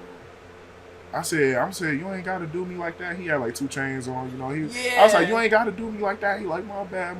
Like, keep it respectful. You know, you talk. And sometimes I compliment somebody on the part that I know they're insecure about. Yeah. You can tell when people are insecure about certain things. Give you a compliment, and I make sure my compliments are compliments. It's not even a thought that I'm trying to get at you. I didn't tell them, like, oh, your jeans are great. Yeah. Those are some nice jeans, and I keep it pushing. Yeah. But like people are so quick those. to act like. Some man told me I was walking past him in the apartment. He was like, "You are so beautiful," and just kept walking. I was like, "Thank God." Yes. Simple. Simple. Just because I gave you a compliment, don't mean it don't I'm mean attracted shit. to you. Yeah, absolutely. Sometimes I just like putting light on somebody's day. Right. Yeah. Absolutely. Your shoes look great. People think I make if I make eye contact with them, I'm attracted to them. Yeah. But see, I'll tell you it's like another they thing about that's just being who I big. am. I have the autism that does make eye contact. Which, again, let's talk about that for a second, though, for real. Like, I feel like neurodivergence, especially being a fat person, too, makes you really naive to some shit. Like, whether they like you or whether they don't like you. I mean, I think I told the story about how my baby daddy, for weeks, I guess, was trying to get with me, and I was so oblivious until the point where he thought that I only date a white man, because he was like, I was trying for so long, and you'd be like, yeah, and like walk away. Yeah, I'm not. You can't do it. Yeah, it's like I'm not even. Especially in that situation, because I was so young, he was so much older, and then he's a very attractive man, like he is. I was just like, this nigga don't like me, so it didn't even cross my brain. Yeah. So when he told me, I was like, really? No. Like, I won't even allow myself to think that. Yeah. You know? Yeah. I don't know. What's the most dating while fat experience y'all have ever had? I can't wait to tell mine. I was at a water park and had to walk all the way down. No. I had to walk all the way down. I'm talking about, it was the most. Walking up this bitch was terrible. I just think about it's those, full of people. Those water line slides at like Pioneer Waterland or something like and that. I knew, I already knew I wasn't gonna make it. I got up there, I exceeded the weight. I had to walk all the way back down. And I'm just like, I'm over it. So my dating while fat experience actually happened like not too long ago. I went to Party in the Park with somebody I had just started seeing. So we had like went on one date. So our second date was at Party in the Park, which is like it's like a festival in our hometown. It's basically just like food trucks or like, you know, food places you eat, you walk around. Yeah, it's like live music. So it's like Pride without the theme. Yeah. Without the theme is absolutely. So like, you know, when you at a festival, like you like, all right, I'm about to get a piece of pizza. I want some fries. So I was like, I think I want a piece of pizza, a corn dog, and a fry. He was like, damn, you eating more than I would. Oh. Bitch, we had a fair. Oh. Yeah. Okay. Also, bitch, you just don't like to eat like me, and I don't like that because I need a nigga want to smash with me. And not even that, but why would you tell a female that? Don't you? Because he wanted. Why he said it at all? He said that because he wanted to put it in my ear to be. He wanted me to be self-conscious. That's the type of nigga that'd be like, and she'll have the salad type shit. Right. Like, and I won't. Perhaps not. Yeah. Perhaps not. Perhaps not. Perhaps the fuck not. Hey, girl. So I was like, I was just a little. And at that time, like this was like my first, like I really started dating again after like not dating for years after Izzy or like just in general, like so that was a little Puerto Rican. Let me not say, but yeah, he's a bitch. He was a big bitch. That's crazy. What Megan say? Huh? What Megan say? He's a bitch. You ain't got all the funds or something. Right. That's what it sounds like. That's you can't pay for like it. But I was gonna pay for my own shit. Like So I was it's like, not like he was like, I want 2 dinosaur short ribs and no. Dinosaur short ribs is crazy. I literally wanted a piece of pizza, a corn dog, and a thing of fries because Which I'm I at a feel like fair. food nigga is pretty normal. Which, can we go to the Cuyahoga County Fair? Bitch, please? we can go to any fair we want to. I love the fair. Real shit. I want to pet a little pig. Well, no, I think it would be fun because we could do a really cute style shoot. Oh yeah, they want us to dress up like The Simple Life. Oh yeah, Which I'm yeah. into. And then you can go with the cows. I'm down. And then we can get I love corny a cow. fries, which are elite. See, I like feeding my women, so that whole don't be around me if you don't like to taste shit and you don't eat. Yeah. That's I'm not It made me like, this is our second date and now I already feel self-conscious and I can't be that's myself, not so I don't even want to eat around you. I knew that was gonna go nowhere very feel fast. Like if I can't eat around you and shit. Yeah. And let's be like, we all got our moments where we like fat. Like, you know, when you do some Yeah. shit, you be And like, the fair this is was one of fat those as fuck. questions. Yeah. you be in the bed tearing some shit up like, this is too. fat. I'm gonna go. I need to know the motherfucker across from me knew that we can be fat. And it's okay every once in a while. It's okay. Yes. We gonna get it together tomorrow. My Type shit. favorite Absolutely. question to ask somebody is, what type of fat you are? What type of fat are you? I'm a late night eater fat, and I'm a home cooked meal fat. That's what I am. I'm not a sweets fat. I'm a sweets fat. You know, like I'm. You said that's me right there. Yep. My dad had his girlfriend for the longest. I'm like, she don't ever eat, but you a big lady. Yeah. And then I figured it out. I'm like, she like Oreos. Yeah. And like, that's where the weight goes to, and that's cool. My brother, he a fast food fat. Yeah. He eat a lot of he wake up at 12, something open. I'm going to Sheets. Nigga, make me 2 burritos. That's and- insane. Sheets is a crazy Sheets is fast crazy. food. You gotta I do had that. a Sheets What's run funny for a to while. Care about though. yourself. You know, but guess what? You high? Let me wake up. 12:30 is 1 o'clock. What is We just need to twist the gold mic towards Jacobi. the button needs to turn? Yeah, like the whole microphone itself. There you go. Yeah. Okay, Perfect. Thank you. But yeah, I think that's a very important question. Yeah.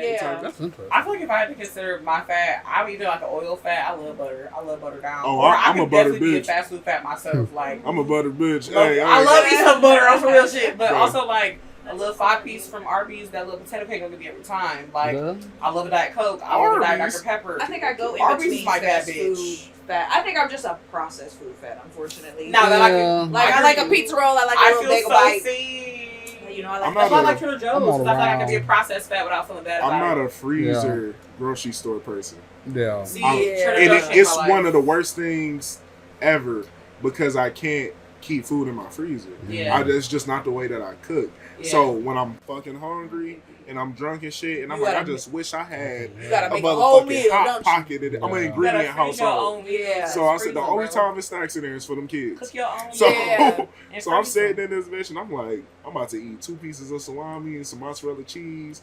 Shit. And that That's sounds that's very really- fire. I'm not gonna really lie. fire. I Cheese love- with Dr. Pepper. That sounds fire. I love how like- much charcuterie. Man, Charcuterie. A pickle, olives, some Okay. salami, some cheese. And I be in my fruit, that's all I bed, need. like, Little cheddar crunch. sauce, Every food little group. dip. That's it. Little shirt. I can eat that. I'm not, maybe I'm a Charcuterie. snack fat because I am a tend snack. I feel I that. tend not to like. I don't snack a lot. But sometimes but I want a think burger and a that's just steak. So- Like, Yeah, Yeah. like, But that's I the want a chicken problem. tender. That's my snack. Yeah. I'll make a Real steak, shit. slice it, and Yeah. eat it with mozzarella cheese. No, that's what I'm saying. I'm Ain't nothing wrong gonna with order that. a 4-piece chicken And tender and chimichurri I'm gonna and go home and shit. cook dinner. Like, Yeah. it's crazy. But I also might make myself hella butter toast. all right, I let's, make like 4 pieces of wrong butter with that. toast. let's And move What on about to you, section Franklin? 2. Yeah, literally. Hold on before we keep Oh. going. Yeah. Oh yeah, what kind of What fat are you? All of it. He said, bitch, I'm Beef. just fat. All of it. All of All those. Snacks, I oil, agree. butter, fat, cholesterol, processed, I'm unprocessed. definitely a carb everything. fat. I'm a bread Sounds like motherfucker. the eat. I like Everything. bread. I like Bread, pasta. croissants. Me and croissants go Croissants together maybe. like Because this. bitch, I might put a little chocolate or something savory in there. All right, let's move on to section 2. So this is fat men versus fat women. And we kind of talked about some of it, but maybe not in the sense of like comparison. Right. So how do you think that fat men and fat women experience dating differently? I feel like women are always desired. Even if it's not publicly, I feel like there's always somebody that I'm not saying it's healthy, but there's always somebody that wants you. If it's sexually or if it's the right way. I feel like I do feel like men are more likely to hide that they're messing with a bigger woman than women are dating a bigger dude because they mean different things sometimes. Yeah. I feel like when women date bigger dudes or mess around with bigger dudes, the bigger dude is looked at as strength. Yeah. Yes. It's looked at I as agree with that. Safety. safety, Comfort. strength. Yes. And I feel like when it's women, it could be homie, how you said in a negative way, like that Aunt Jemima shit. Yeah. And I feel like when women don't care because the woman makes the man, right? So if you got this beautiful, beautiful woman who's like, oh, I love my big dude, no one's gonna bat an eye. Yeah. Mm-hmm. You feel me? And sometimes when it's the other way around, dudes are more ignorant. You know, like I would love to say that it's not like that, but dudes are more, oh, if your buddy didn't know that you was dating whatever girl and you just was like, look at that girl, you didn't say how she looked or nothing, like, oh, look at that girl. Mm-hmm. What would he say? Would it be, oh man, that's a big bitch, yada yada? Or would he already know that you like big girls and be like, oh bro, that's just your type and so and so and stuff? So I feel like that's the big difference. Even though that you might get sought out more sexually and not want that, I feel like with bigger men, don't get sought out exactly like that. Mm-hmm. I feel like it's more just in general because it's like we seek y'all. You know what I mean? Mm-hmm. It's like women seek men, but I feel like, you know. Generally speaking, Generally speaking. So I do feel like with us, we both got different battles that we're facing. Mm-hmm. And I feel like it's might be a little bit harder depending on who you ask. We all got different experiences. Right. But a little bit harder being the big dude because the disrespect that you get for even attempting to talk to somebody that's smaller than you. Yeah. You know, it feels like you put, and I know you, because what you said about old dude, same way. You know, you walk up to a girl at a roller rink and you talk to her, and because of her 5 friends behind her, right, she go. And I done seen girls where they friends tried to clown and she didn't care. So it goes both ways. That's fire though. I love that. But I love that. It's like y'all thought she gave a fuck. Like y'all not she messing a real with nigga her. for real. Yeah. But I seen it happen mostly with girls rather than dudes. Now, and being grown, you know, nobody cared most of the time. Yeah. But 100% being children and teenagers and shit. Even now, sometimes it's like we don't like the same thing. You feel me? So you a dude, you already nervous. You go up to the girl, you talk to the girl. You know, people are wicked. They'll say something, run to their little friends. You so and so, you trying to they talk be like, to the me? worst thing they can say is no. No, hell. They be like, no, with your big fat ass, bitch. Like, oh hell no! Like Literally, damn, the best like, thing they can say And is they no. point and laugh. That's the same. No. and then I feel like people try to attach things to you when you fat. Yeah. Oh, you on fat, dirty, musty? Like, whoa, whoa, whoa, Like, whoa, Yeah. whoa, Yeah. whoa, whoa! I'm fat. I smell good. I smell great. I smell good. The sloppiness. I keep up with aspect. this. Like you just Yeah. fat and sloppy. What the fuck does Like, that bitch, mean? my Like, what clothes does look that more put mean? on than yours do. Yeah. Like, Fat and stupid. Yeah. I called stupid before. That's And why- I'm like, okay, Fat, let me lazy, tell y'all, I fat, have- unclean. I have a 90-year-old client, and she always calls me jolly. She thinks I'm jolly as fuck. She's like, I just love you because you're so jolly. And to me, reading between the lines and knowing that she's just an older lady, it gives, like, you think I'm a fat, happy person, that I'm, like, this fat, dopey-ass person Like that doesn't Santa know. Claus. Yes. Literally. oh. Literally. Yeah, like- Like, That's Like I'm fat owl or something. yes. Oh my God. Yes. That's For Oh, real. for real. Hey, What the fuck hey, that mean? That's the fat owl. Coming from the south. Oh, that even sound funny. Bloody ace on the You know what the manny thing is? Huh. I'll come inside the apartment, he'd be like, oh, that's my big uncle. Now, to be fair, they associate with, That's cute with as fuck. big Yeah. being big with strength. So that's the whole thing right now is, Yeah. I want to be big and strong like Uncle. And I always tell Keyshawn, I'll be like, oh, wait until they realize Uncle just fat. Wait till, he like, Kiora, like, I want to be big and strong like Uncle. I'm like, it's okay. And that's the one that eat with me. That like, man, I'm talking about whatever I cook. She be like, yeah, That's my man, girl. Manny be the first one to be like, I'm like, you want some more? He be like, no. And I'll be like, okay. Kiora be like, shrimp, squid, chicken, it don't matter. She all about it. And they always ask me when I start cooking, they be like, I want to cook like Uncle. I want to cook. So now I've been having them come into the kitchen and everything.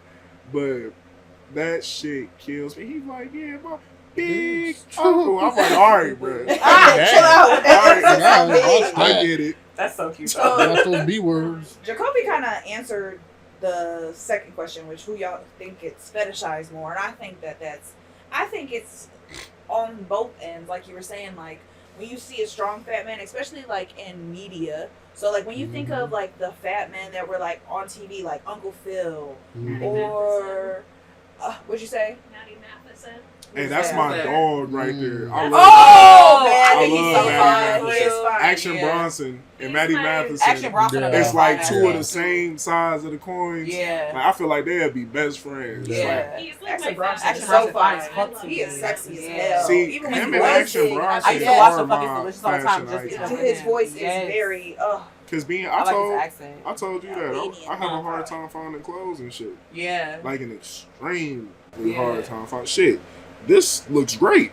Yeah. I can't find shit like that. Yeah. Because I'm so scared to order from a website and not get my shit, or it's fake because I see a whole bunch of dupes. It's a whole bunch of like I like simple stuff. So it's like it was like this white T-shirt, but it had this big ass Courage the Cowardly Dog face on it, and I wanted it. It was on 15 websites. Same picture. So now it's like I can't go into the store and get stuff. Yeah. So everything got to be ordered online. How am I supposed to know? If I got to go on a master class to figure out what website is real or not, I'll just go to Fashion Nova. Yeah. Which is unfortunate because I do think a lot of times plus size people that want to be sustainable are forced to shop fast fashion because of just wanting to have clothes. Like just wanting to have. Or normal, that you have to pay the fat tax.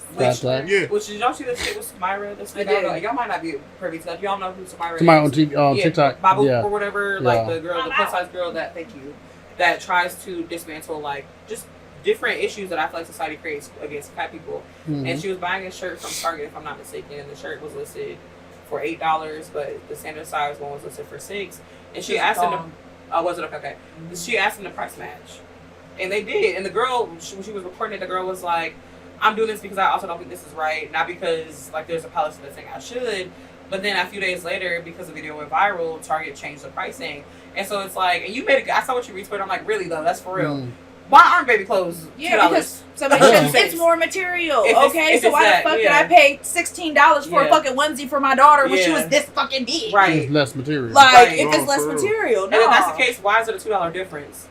It shouldn't be like more. You know what I'm saying? Like if we're really doing it based off of that, like so why is extra small and extra large the same price? In other places, we so only you know wanna that I'm going do to it come for here out of one way. necessity, and so you are taking advantage of the convenience that I have to. Absolutely. Yeah, like I don't like that shit. Or when the shit is in a different material because you big. Different material I hate and different that cut. shit. I can't stand when something is a different cut because you didn't invest in a plus size. It don't even be I cannot stand the when same plus size- style. Literally, like when I'm trying to dress cute, I feel like the club shit. Like you look at a club shirt online and you see like this fire ass cut. It's like hitting perfectly. You go to the plus size model, it's damn near a box. Yeah. And the fabric look hella shiny. Like it's a completely different vibe. Yeah. And it's like, damn, to be a bitch that actually has swag, that really know how to style herself, but then I have access to be able to do it properly and being judged for it is fucked up. Yeah. And I can only imagine just because I have a bigger brother and I see like he struggles to find clothes and he's a standard size. Like in terms of his actual like stature. Like he's 6'5", but he a regular size dude. Right. And he struggles, everything's a crop top. Like everything's a crop top or floods this man. But also men's clothing in general is already limited and already more expensive because it's brand heavy as fuck. Yeah. So I can only imagine. It's hard. It's like people judge y'all for doing fashion. Yes. Fashion. Like it's. Which like, I'm thankful as that a Fashion man- Nova exists. I feel like that was yeah, fire. no, for sure. I know that's Okay. right. I know that's right. Sponsor The whole fit. So do y'all think that fat men face the same shame publicly dating a fat woman than versus like a skinny man? No. Or do you think they Honestly. get the same shame? Can I say this too before we can completely go on? Because I think it kind of goes with this. I think fat men and fat women, in terms of what you were saying, like I do think that fat men might deal with rejection differently, but I think because it's a patriarchal world, y'all are able to be fat even if that means you don't have a partner. Whereas fat women, we're not allowed to be fat, and if we are fat, we're definitely not allowed to have a partner. Like we're kind of, but we can be fucked though. You know what I'm saying? Like you can have sex with me though. You can like take advantage of me and fetishize me, but the minute I'm gonna have to be taken serious, it's not an option. Where I do think a lot of times fat men are allowed to be taken more serious than we are, and that is partly just because it is a patriarchy. But so to go off of that statement and your question, I feel like it's the same shit. Like I feel like for us, we have this like freedom because we're women, and I think everyone wants women. This was fat men versus skinny men dating us. Gotcha. Yeah. I So think it's way more like fat women are not allowed to date thin or fit men. No, because I remember talking about I don't think it's the same. The athlete that I was fucking with and like talking to like my friends about it. I think I told y'all about my boss when I was fucking. So years ago for the podcasters, because I think I talked about this on Patreon, but not like I was fucking on like this NFL player randomly. This nigga did not care about me. It does not matter. But that was the vibe at the time. And I remember like telling my boss that I was fucking an NFL player, and she was like, "Oh, he knows what you look like." Like kind of like minimize me a little bit, but if I was a standard sized girl, you'd be like, "Oh my god, that's so fire." But because I'm a fat girl fucking on a nigga that you want to be with, you mad at me? I'm less than. Yeah, people be mad when you got pool. Yeah. Oh yeah. I don't understand why. Especially when the pool is better looking to you, because how I told y'all earlier, I didn't got almost everything I ever wanted. Yeah. But looking back, I was so into my head, it didn't feel like that at the time. Yeah. And when somebody realized, like I was dealing with some girl, and she was doing too much, and she was kind of trying to act like she was the baddest thing that I ever had. Yeah. First off, that don't mean shit to me. Yeah. Second off, because we here together. If you're a terrible person, that makes you less attractive. Already. You can be the baddest thing. I don't understand. Say it again. Like you can be the baddest thing on the nigga earth. that would just piss me off. If I don't care how fine you are, nigga. Yeah. It's bad. That's an immediate ick for me. Yes. Because I'm real conversation heavy. Yeah. Also, just the things we've learned about you on the podcast, we can tell that you're a genuine person, and so being around someone that's not shit. Yeah. It's not gonna be. It's not gonna hit. It's not gonna matter. It doesn't matter how fine you are. And I think a lot of times because we're fat people, find people that are not shit that try to like take advantage of that like power play a little bit are surprised when we don't want to date them because they're not shit. It's like I have a choice. You're thinking because like whatever you're thinking, yes. you're hoping that I think like that about myself. Yes. What they call it, like the Cinderella effect or some shit. Like she didn't know who she was. Yeah. You know what I mean? So why would I show you the light that you can bring if you don't know the light you can bring? Right. I'm gonna keep dimming your light. So people already think because you're fat that you have this urge to be liked by somebody who doesn't look like you. Yeah. And in reality, I know plenty of fat people who got pulled. That pull everything, every body type. Yeah. And then when people figure it out, or the person that you was dealing with figure it out, they get almost revengeful. Like they're mad, like you're not better than me. Yeah, that's exactly. That's a problem because why do you feel like you got to do all that? I'm gonna tell y'all about a situation real quick. I'm gonna talk about it on Patreon one day when we talk about our best friend and shit. But me and this girl has stopped being friends for years. I end up matching with her ex that I didn't realize in the moment when I was, just swiping. It was her ex until he said, hey, I said, hey, we started talking, and he was like, wait, aren't you? And I was like, how do you know that person? Put it together. Okay, this was one of her exes. Right. Now, me and this person have not been friends for years. Her and this man have been not together for even longer than we haven't been friends. Yeah. She ends up finding out and she lost her shit. Now, I found out after she lost her shit. She was on Twitter saying crazy shit about me. She talking about my child, just saying crazy shit, right? And I found out she got engaged a day, a week, something before all this happened. Why are you tripping? And to me, I ended this friendship because I always had this feeling that she thought that she was better than me. Some people keep you around. And then I think I feel like her response, because how she responded, like everybody around was like, is she okay? Like who responds to something like this when you aren't with this person? I feel like she responded because she's always thought that she was better than me because I was bigger than her. How dare you do something I had the capability of doing? And because I was dating her ex. We haven't been. Why are you so mad? Where this jolts this type of reaction out especially of you? when you're about to get married to someone else. She literally for days, it was like a whole week. She just would not leave it alone. On Twitter, on Instagram, she blocked me.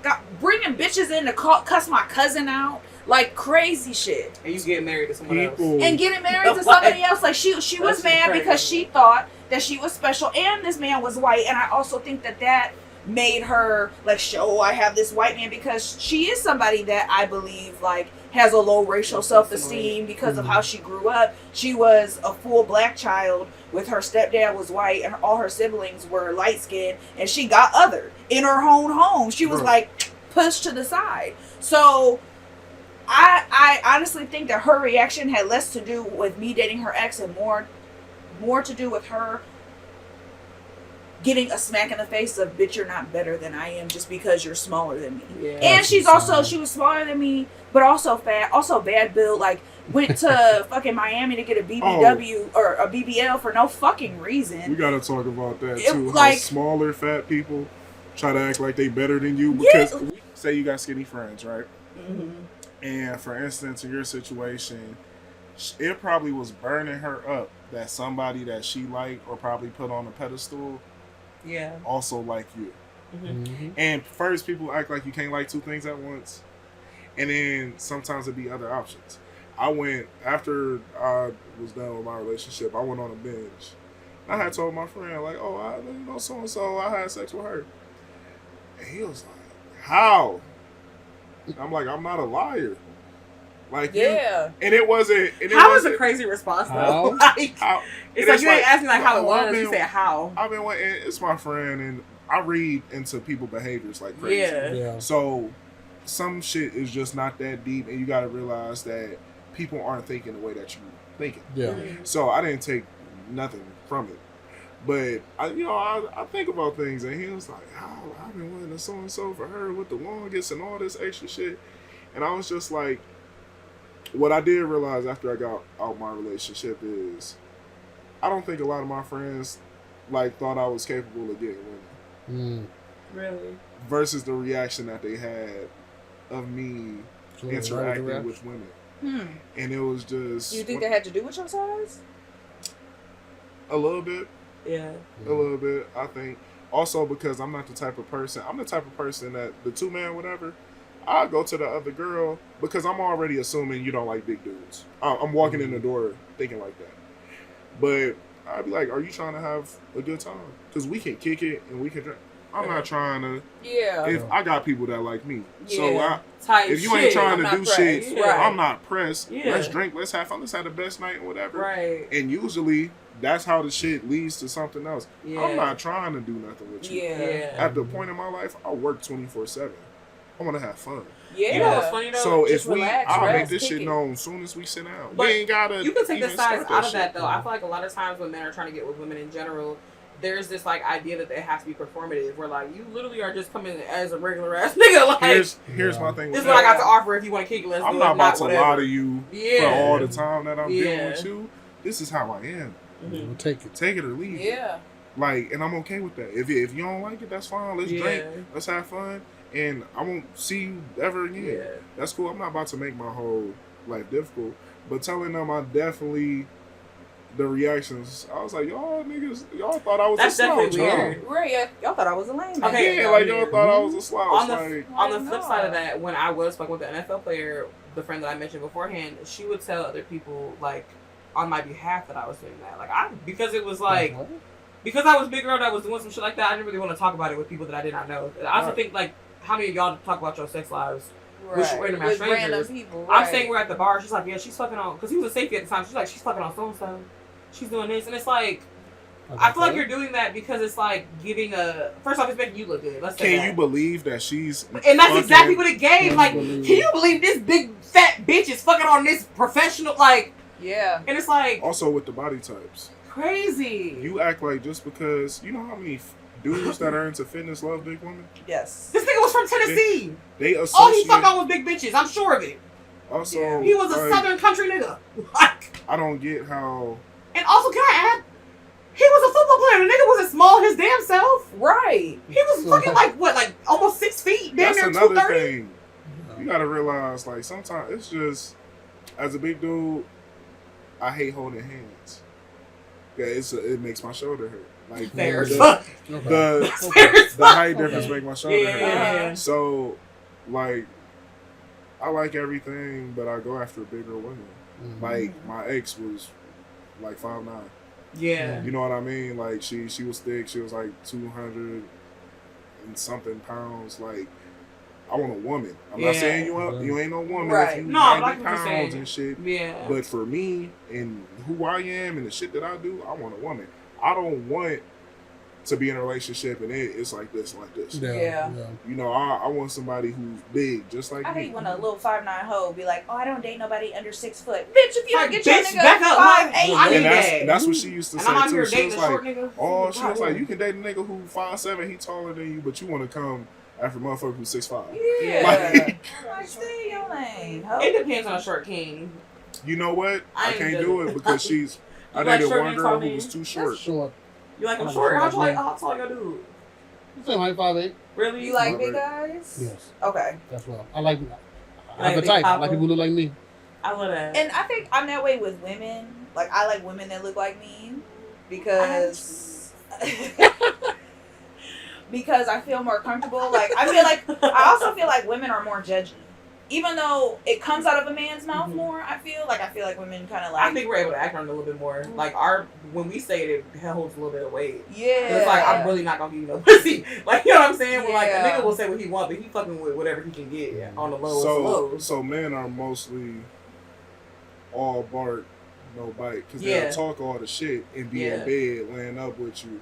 You know how many niggas I done seen dog me out, but then DM me a few months later, also like, I'm just trying to see what they be like for a little bit. You know what I'm saying? Like, For a little bit. you know what I'm saying? Like, but I feel like as women, if I really say, like, women will deadass be like, I don't date niggas under 6 feet. It really don't.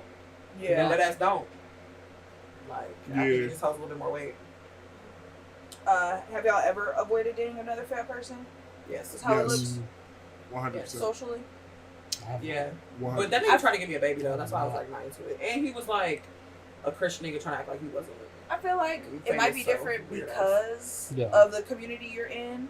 Even though I know that, like, I don't like aesthetic fat niggas, though, for real. wise, Like, I don't, and that's not true. yeah. That's not true. I feel like it depends. It all depends for me. If I date a nigga that's bigger, it's like he's probably more of like a acceptable fat, which is Yeah. like my own fat phobia. if No, I be for honest. real. Like I just don't. Yeah. Same. Real shit. Like I don't Yeah. like niggas Same. with like. I don't like a big papa ass nigga. I don't like a notorious B.I.G. type nigga, and that has nothing to do with him. It's me. Like I don't like the idea of both You're of our allowed stomachs. to say that though. And Yeah. You know what I mean? Because it's not you saying you don't like big people. You know, like it's different type of bigs, and Right. people treat you different based on what type of big you are. Yeah. Like real shit. It's always Everybody got their weight limit. preferences. Yeah. It was a girl. Shit, she watched your podcast. okay. Hey girl. What up? Look, he gets bees. I'm about to go. But like, she just don't do it for me. Yeah. And I don't like when I say no and people keep asking like, why not? Because I feel like you're trying to put me in a villain role. Why not? Is You know, I also feel like this is I'm gonna take the no kind and of go. writing off. Yeah, the- like you I'm ain't gonna gotta take the no and you go. ain't I'm gotta not about tell me. to- Wasn't gonna be free. I don't want to pick your I'm about mind to or why beg you you. about to tell me You that don't what have you don't to like about. set I'm a about to list change your of the mind. things you don't like about me. Yeah. And sometimes you just gotta take that no. And it's like it's like 14 other factors that's way more important than how big she is. Because I really Yeah. don't care Yeah. about how big she is. But it's the fact that you can be big, but for me, you still need to be healthy. Yeah. You know what I mean? You gotta eat a certain way, do certain things. Yeah, like you Yeah. have to be able to do certain shit. Yeah. Because I am active. Yeah. Like, Yeah, real I'm shit. active. Which And that's I'm what a you talk big about. Yeah. Yeah. and I'm a big dude. I ain't saying you gotta do the shit that I'm doing. Yeah. But I can't stand, like, for instance, how we said sloppy fat. You can't be just, I don't know, just, I don't care about shit. Well, Like, I you think just. the you stereotypical fat. just- I feel like you're trying to say like I'm gonna, for lack of a better term, like the 600-pound life, like the toxic version of being obesity, where like you are using food as a coping mechanism and you don't have a sense of reality. I'm fat because of like trauma and like medical issues, not because of like overconsumption to a point of like literally hospitalizing me. Right. Like, and I get that. I get that. I remember thinking that I had binge eating disorder. Yeah. Like I was like, I'm fat. Oh, I have yeah, I binge thought- eating disorder. Oh, I talked I to my did. therapist. My therapist was like, okay, so when you eat Oreos, you eat the whole pack right there? I said, no. No, hell no. I might get a sleeve. Like, up. look, I'm you- like, a whole sleeve. I'm eating that I was like, sleeve. but no. Hey, y'all I fuck with the remember- Reese's Cup Oreo? I remember talking about Just VS. I remember talking about VSG with my stepmom, and her and being like, I don't know if I need it, like, because I want to be able to control my weight, you know, because when you get the surgery, you cannot control that shit. Yeah. And she was like, well, it's better because then you can't control your food. Like, you just sit with a bag I of don't Doritos like and eat the food. entire thing of That Doritos. sounds- I've never ate a whole bag of Doritos in one sitting unless it was a single serve. But I'm also like, Yeah. doesn't that sound more irresponsible and more harmful to like create an environment where you can almost treat yourself like a dump? You know what I'm saying? Like, I want to have knowledge to like know how to do things without the assist of outside things. Like, I want to be able to have discipline. And Yes, and that's the thing. Yeah. I had to realize, Realistic, okay, I don't yeah. have control. I do have control. I overindulge, Which real. For real. but I don't have. Not I have overeat. control. Yeah. Exactly. Overindulge, not overeat. Exactly. Yeah. Because, Exactly. like how you said with the snacks, like the fish shit. I ate like 6 pieces of This fish. is not good as fuck. I love seafood. Yeah, It's my same. Achilles heel.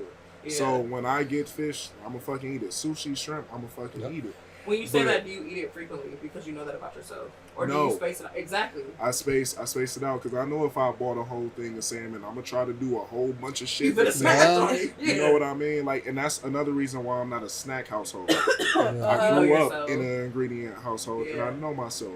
Freezer shit don't last for me. Yeah. You can't tell me you put 8. I'm fucking 340 pounds of 6'5". You can't put 8 burritos in this bitch and thinking I'm gonna take one out and I'm gonna warm it up and I'll be like, oh, I'm Got straight. like one burrito. Half the shit is tortilla. Yeah. You know what I mean? Yeah. Like, it's just not. So if I'm eating 2, I'm automatically warming up too. most likely 3, Yeah. Let's be honest. and I'm still gonna cook a home cook. I just throw Yeah. this shit away. I just don't need Okay, it. I gotta ask y'all, do y'all think ramen noodles are a snack or a meal? I don't eat noodles. I eat them. Then you're not It's a gonna meal. I don't eat them. I do 2 packs of standard minimum, so I'm eating My as a nigga, meal. It's a meal. Let me a Franklin. That's my real nigga I right feel like- here. But 2 Yeah. packs is too much almost sometimes. You wanna know but that something? one pack I is eat not 2 packs enough. and leave a little bit in the bowl, but I definitely eat 2 packs. One One's not pack enough. One is is 2 not. servings. I'm just not gonna make it. One pack is 2 I know. servings. That's You what they supposed talk to crack that bitch in That's half. I know. That's crazy. I did that one That is day, not enough. and I looked at that bowl. I said, "Oh, y'all got me fucked up." Yeah, Nigga, noodles. This is this is all. Nigga, You doing this shit with the noodles? Like, that's That's it. like chips. One That's funny as spoonful is that fucking half. I swear to God. Like, I was like, oh, y'all got me Yeah. fucked up. This why y'all small. Give me 2 of them. And some, I need some goddamn American cheese and some sesame oil. Definitely need some sesame Man, oil. You bad. niggas ain't hip. Real bad. Give me seafood, soy You don't like sauce, sesame oil? sesame I love oil. sesame oil, but American cheese on ramen is saying that. You said I American grew up in the cheese. hood, baby. Oh my God. Nah, I need I don't the cheese on American ramen cheese. noodles. We wasn't nasty. doing that in the hood. I She was don't speak for gonna us. I don't put no No cheese cheese near on no my ramen ramen. noodles. Time out. People I started making that What? creamy cheese shit. No, Uh-uh. with the eggs. No, I none never of that. understood I that. need want an egg. either. Yes, I need an egg. And I put a runny yolk. Put in there. I want water. You about to say Cheese. some bullshit. No, I'm not. You said you already. No, listen. American cheese got you crossed out. Listen. You and him with the I chitlins. Hey, I want Really? American cheese. I want a little. That's all. I want a little garlic. I want soy sauce. Yes. I want the sesame oil. And I want chili oil. That's pretty much it. I want some But the American onions cheese, and and I low garlic. key want an egg yolk or like a whole egg, so I can like make it like a egg drop soup. Either way though, I want that. Egg drop soup. I want a easy, grilled bro. cheese. It's so easy. Yeah, Did my grilled cheese. I love that. So you Oh my basically God. have the American cheese. Stop No, playing. girl, I know what I'm no, talking girl. about. Not the same thing. It's It's like not soup the and same. I'm like, sandwiches. I'm not gonna see you try it. It's not. You Listen. with me, Franklin?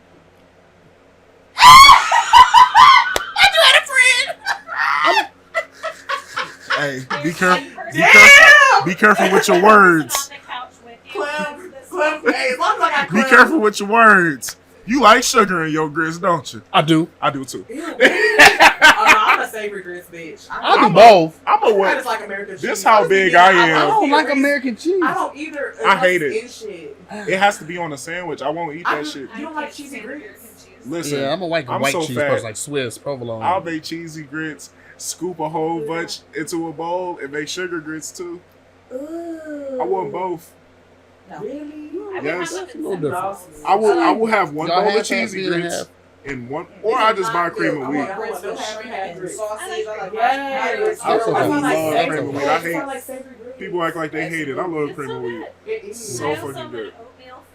I love oatmeal. I've never had Steel oatmeal cut savory, oats though. for me. Savory oatmeal is so I think I like I'm congee, so though, scared I of feel like I would savory like it. oatmeal. I am too. The texture. The texture gonna fuck me up. But I like congee, so I feel like I would like Because kanji's almost like a more coarse grit. Mm. So I feel like I would like it, but I don't know. I like steel cut oats. They better for me for overnights. I feel that. I don't like overnight oats. That's why I have steel cut oats. I would like the baked version. Mush just scares me. It scares I'll me. make you a chocolate peanut butter baked. I like anything chocolate peanut butter, so I'm I down. made a All blueberry. right, let's move on to section 3. This Let's one do should it. be pretty quick. This section is called Peekaboo, They Don't Claim You. All right, Peekaboo. so have y'all ever felt hidden by Yes. somebody? Yes. The NFL nigga. That nigga used to make me come through the side door of the hotel. That shit was crazy.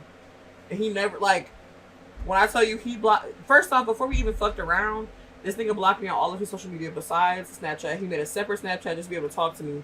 He would stalk my shit and share his location with me, wouldn't even share the location back. He would stalk my shit from the private shit, but I literally had, not only did he block me, he also blocked Tatiana. So he blocked me and my best friend before we even linked up to hang out. He didn't tell me that he was a football player. I did not know for the longest until I, like, found his Instagram page and put two and two together after, like, having to investigate separately. But it was like, you doing all this just to keep shit private. Yeah. When, like, no one knows us. No, like, you know, like, no one gotta fucking do all knows me. that. No, if niggas see me, he lived in the Lumen, right? So I remember going to visit him, like, downtown. This nigga, he wanted me to pull into his driveway because, like, the Lumen's, like, right by Playhouse. It's, like, a really beautiful apartment building. And he wanted me to pull into the driveway, but I'm like, I don't give a fuck who you are. Niggas are niggas. And I'm like, I don't want to go into a private garage with you. Like, if I'll be honest. Like, we just hanging out. It's not like we hanging out and, like, we're getting to know each other. Like, we literally just fucking. I'm coming over to fuck and I'm leaving. Like, or vice versa. Like, we're not talking. There's not really. I'm also, like, 20 at the time. You know what I'm saying? And so I was like, no, I'm gonna park on the street. Also, I can see my car. I don't know what the fuck you got going on. And this is the thing, too. I have a sister who has some anxiety. So she's like, this nigga don't, like, he might have a whole team of niggas in there that you don't even know about. Like, just be careful type shit. Yeah. Like, you know, so I'm thinking of that. And this nigga, like, mad that he has to come to the front door to let me in. And I remember, like, he came and got me. The lady that was working the front desk was a plus size white woman. And I remember she, like, walked up and was like, you guys have a good night and everything. And I, like, spoke. Like, I was like, oh, thank you so much. Like, blah, blah, blah. And I remember him looking back and being like, oh, like, this bitch got a brain and a voice type shit. It's like, you kept me private for all this time, but then now that, like, you have me in public, you're surprised that I actually have a brain. And you're still, like, I'm saying, I get into the hotel room, there's a hanger making sure the curtains are closed.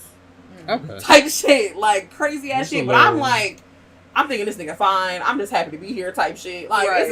also, it was fun. Nigga, you know what I'm saying? Yeah. It was fun shit to do, but it's like, low-key, when I think back of that situation, it makes me sad that I didn't have respect for myself in that. Like, I was just excited to be around, but I didn't honor the fact that I was uncomfortable, that he did not want to shut me out. Like, we weren't together. You didn't have to... And I remember, like, saying this to him, too. Like, we were never together. You never had to, like, give me this false sense of security in terms of, like, taking me on these extravagant dates or, like, giving me all just these let me gifts. come through the front door. Yeah. But, like, That's You know? crazy. not only that, like, why you gotta be blocked on everything?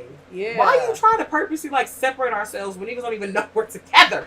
Like, I was gonna take your page and plaster it everywhere. Like, I'm not that excited to fuck you. Like, Yeah. it's not. I don't know shit about football, You niggas. football, Really. you might be the 60th nigga on the Also, bench. can we be for real. honest for real? Like, nigga, literally, he was on a practice squad when we first started hanging out. He Yeah, wasn't you know doing what I shit. mean? The Yeah. only reason you got to where you was at was because the other nigga got injured. And you don't even play football now. You know what I'm saying? Like, he was never a franchise player. The nigga probably made as much as a lawyer type shit. Like, Right. it was never that serious to begin with. But you thought you had way more skin in the game. Like, he thought he was a bad bitch. He thought he was a bad bitch. And it just, that fucked me up for a long ass time. Anybody else ever felt hidden? Or Hidden. hidden somebody? Yeah. I'm not. Have you hidden somebody? Have you ever hidden somebody? Not that I didn't want to be hidden. Like, not for no body shit. No. Okay. Yeah. What about you? Have you been hidden? Felt hidden? Hidden? Really. I've never hid. Never hid. Never hid. I feel like if I gotta hide you, then what Right. are we doing? You gonna come to the front door? Some people, yeah. Fuck. Clearly, like I'm saying, I had a roommate at the time. This nigga came over, and Tatiana was in the living room or in her bedroom, and he was trying to go to the bathroom, and we had just had sex, so he was naked type shit. He like walked into the bathroom from my room, and he comes back and he's like, "Is there someone here?" And I was like, "Yeah, I told you I have a roommate." He was like, "Oh no, you have to come to my house next time," type shit. Like I don't want people to know where I'm at, and it's like. Nigga, who are you? Let's be Right. real. Like, Brother, you act this guy like, stinks. like you act like you showed up in a motherfucking like fancy ass car, you got security and shit outside, like you got fucking like secret security or something. Like you're a regular ass nigga. What are you scared of? What are you for afraid real. of? Weird as fuck. I don't That's like one of the worst That's situations some I've dealt people with. who want you to react to their status when you don't give a fuck. Oh yeah, like he That's took it. me to his apartment. That's it. He took me to his apartment for the first time, and he had like his little Browns playbook on the. I'll never forget that shit. He had his little Browns playbook on the counter and shit. Cause I think he had just got promoted. Like he had to have just been promoted. And this is the year that like the Browns went to the playoffs for the first time in a long ass time. So he like low-key looked up on a fire ass job just randomly. And I remember he like walked in, and mind you, I like grew up in Painesville, which I low-key think is a hood. But like truly, when it comes to like my family, like my dad makes good money and is like, we're the ghetto ones. Like most of the people in my family are like on my dad's side are like pilots. My grandfather was like a whole ass newscaster. So it's not like it doesn't, I don't care about money in that way, if I'll be honest. Like I like expensive shit, nice shit, but I also, some of my closest friends stay in like fucking projects. I don't give a fuck about none of that. Like I just want someone to like me and vice versa for themselves. So we get to his apartment, mind you, like I said, you got the playbook right there. We walk in, I'm like, oh, this is a nice place. Like it's a beautiful ass apartment that in a new building. I think there was like 80 people that lived in this like high rise when we first go there. And he's like, first off, he told me it's his cousin's spot. Okay, it's a 1-bedroom apartment. And when I go in the bathroom, the same tile that was at the hotel got all your jewelry on it. It's your shit. Like, it's your shit. I'm not stupid. But I'm not gonna say shit, whatever. And he's like, yeah, you know, my cousin, he pays a grip for this shit. Like, this shit really expensive. Like, and I'm like, Don't tell me it's your cousin and then try to flex. And then try to flex! It's I was like, yours. okay, that's cool. But type shit. I feel like what you don't understand is you don't know my life. Yeah. You don't know me. And I done been over some rich people houses. Yes.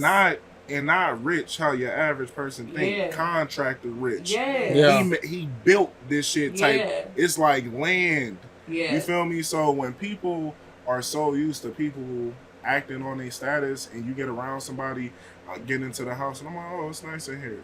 And they act like I'm supposed to be like the way it's built. I'm oh not my, even like, I don't even care that exactly. it's marble on the counter. You think I'm talking about the shit in here? I'm talking No. about the shapes, character, the the way crown that molding, the apartment layout. is shaped. Yeah, like I don't give a fuck The about view, the like, shit the in normal here. shit. Yeah, Yeah. like you think that's not the shit that's bothering me. Like I No. didn't seen shit. Like Yeah.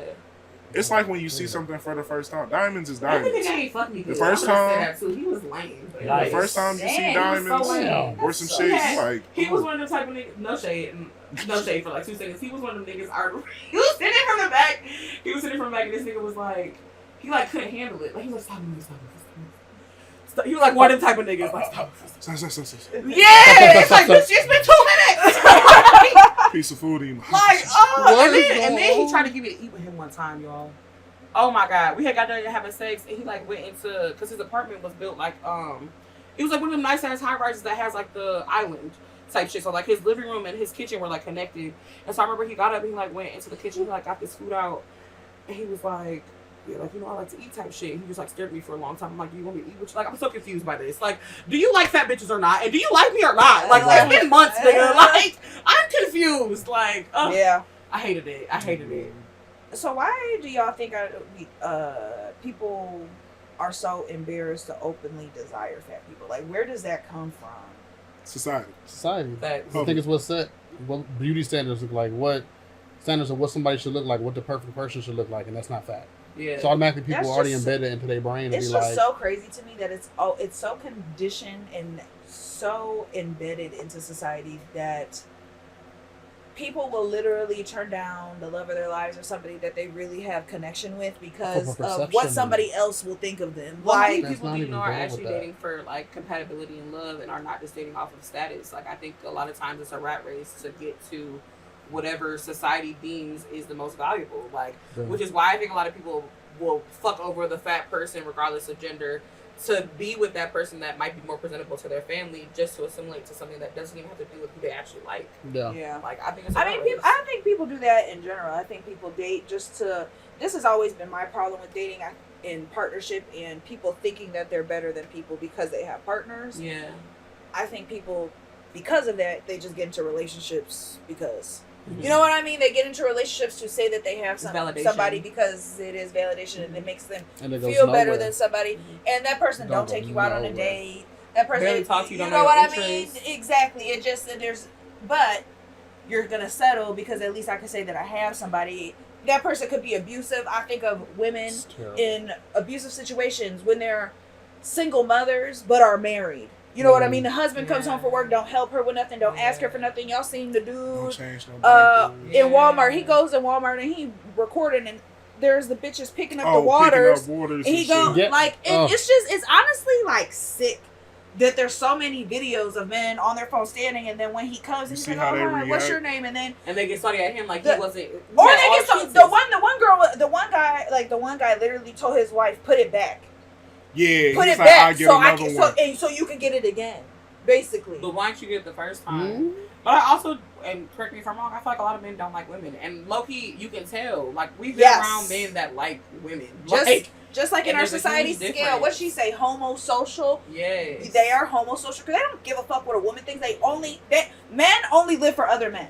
Mm-hmm. Not all of them. Not all of them. Yeah, but men that in particular that really care about other people's perspective, they date for other men. I don't care that this fat woman brings me so much love and so much joy and speaks so much life into me. My homeboy that I speak to once a year. This bitch got a BBL. No, my homeboy that I speak to once a year is going to judge me if I date this person, so I cannot be happy because I care about my homeboy. You know what's something people do that I hate, and I used to do it too, is you have to plead your case like you're doing something wrong. Yes. So you name all the shit so crazy. that only society care about. Oh, she can fuck good, she can cook, she can clean, she can do this, she can do that. Instead of being like, she's kind. Yes. And she's smart. Yeah. And I like her because she made me laugh. Yeah. Or whatever. Like, it's like, why are you pleading your case? That's why I think it gets easier. Sometimes it gets easier being big and dating the older you get. Yes. Yeah. Because when you're young, you will deny a lot of shit. I think Carrington because of your friends. mentioned in an episode before, like, you'll be with somebody and they almost got to give a pre-warning.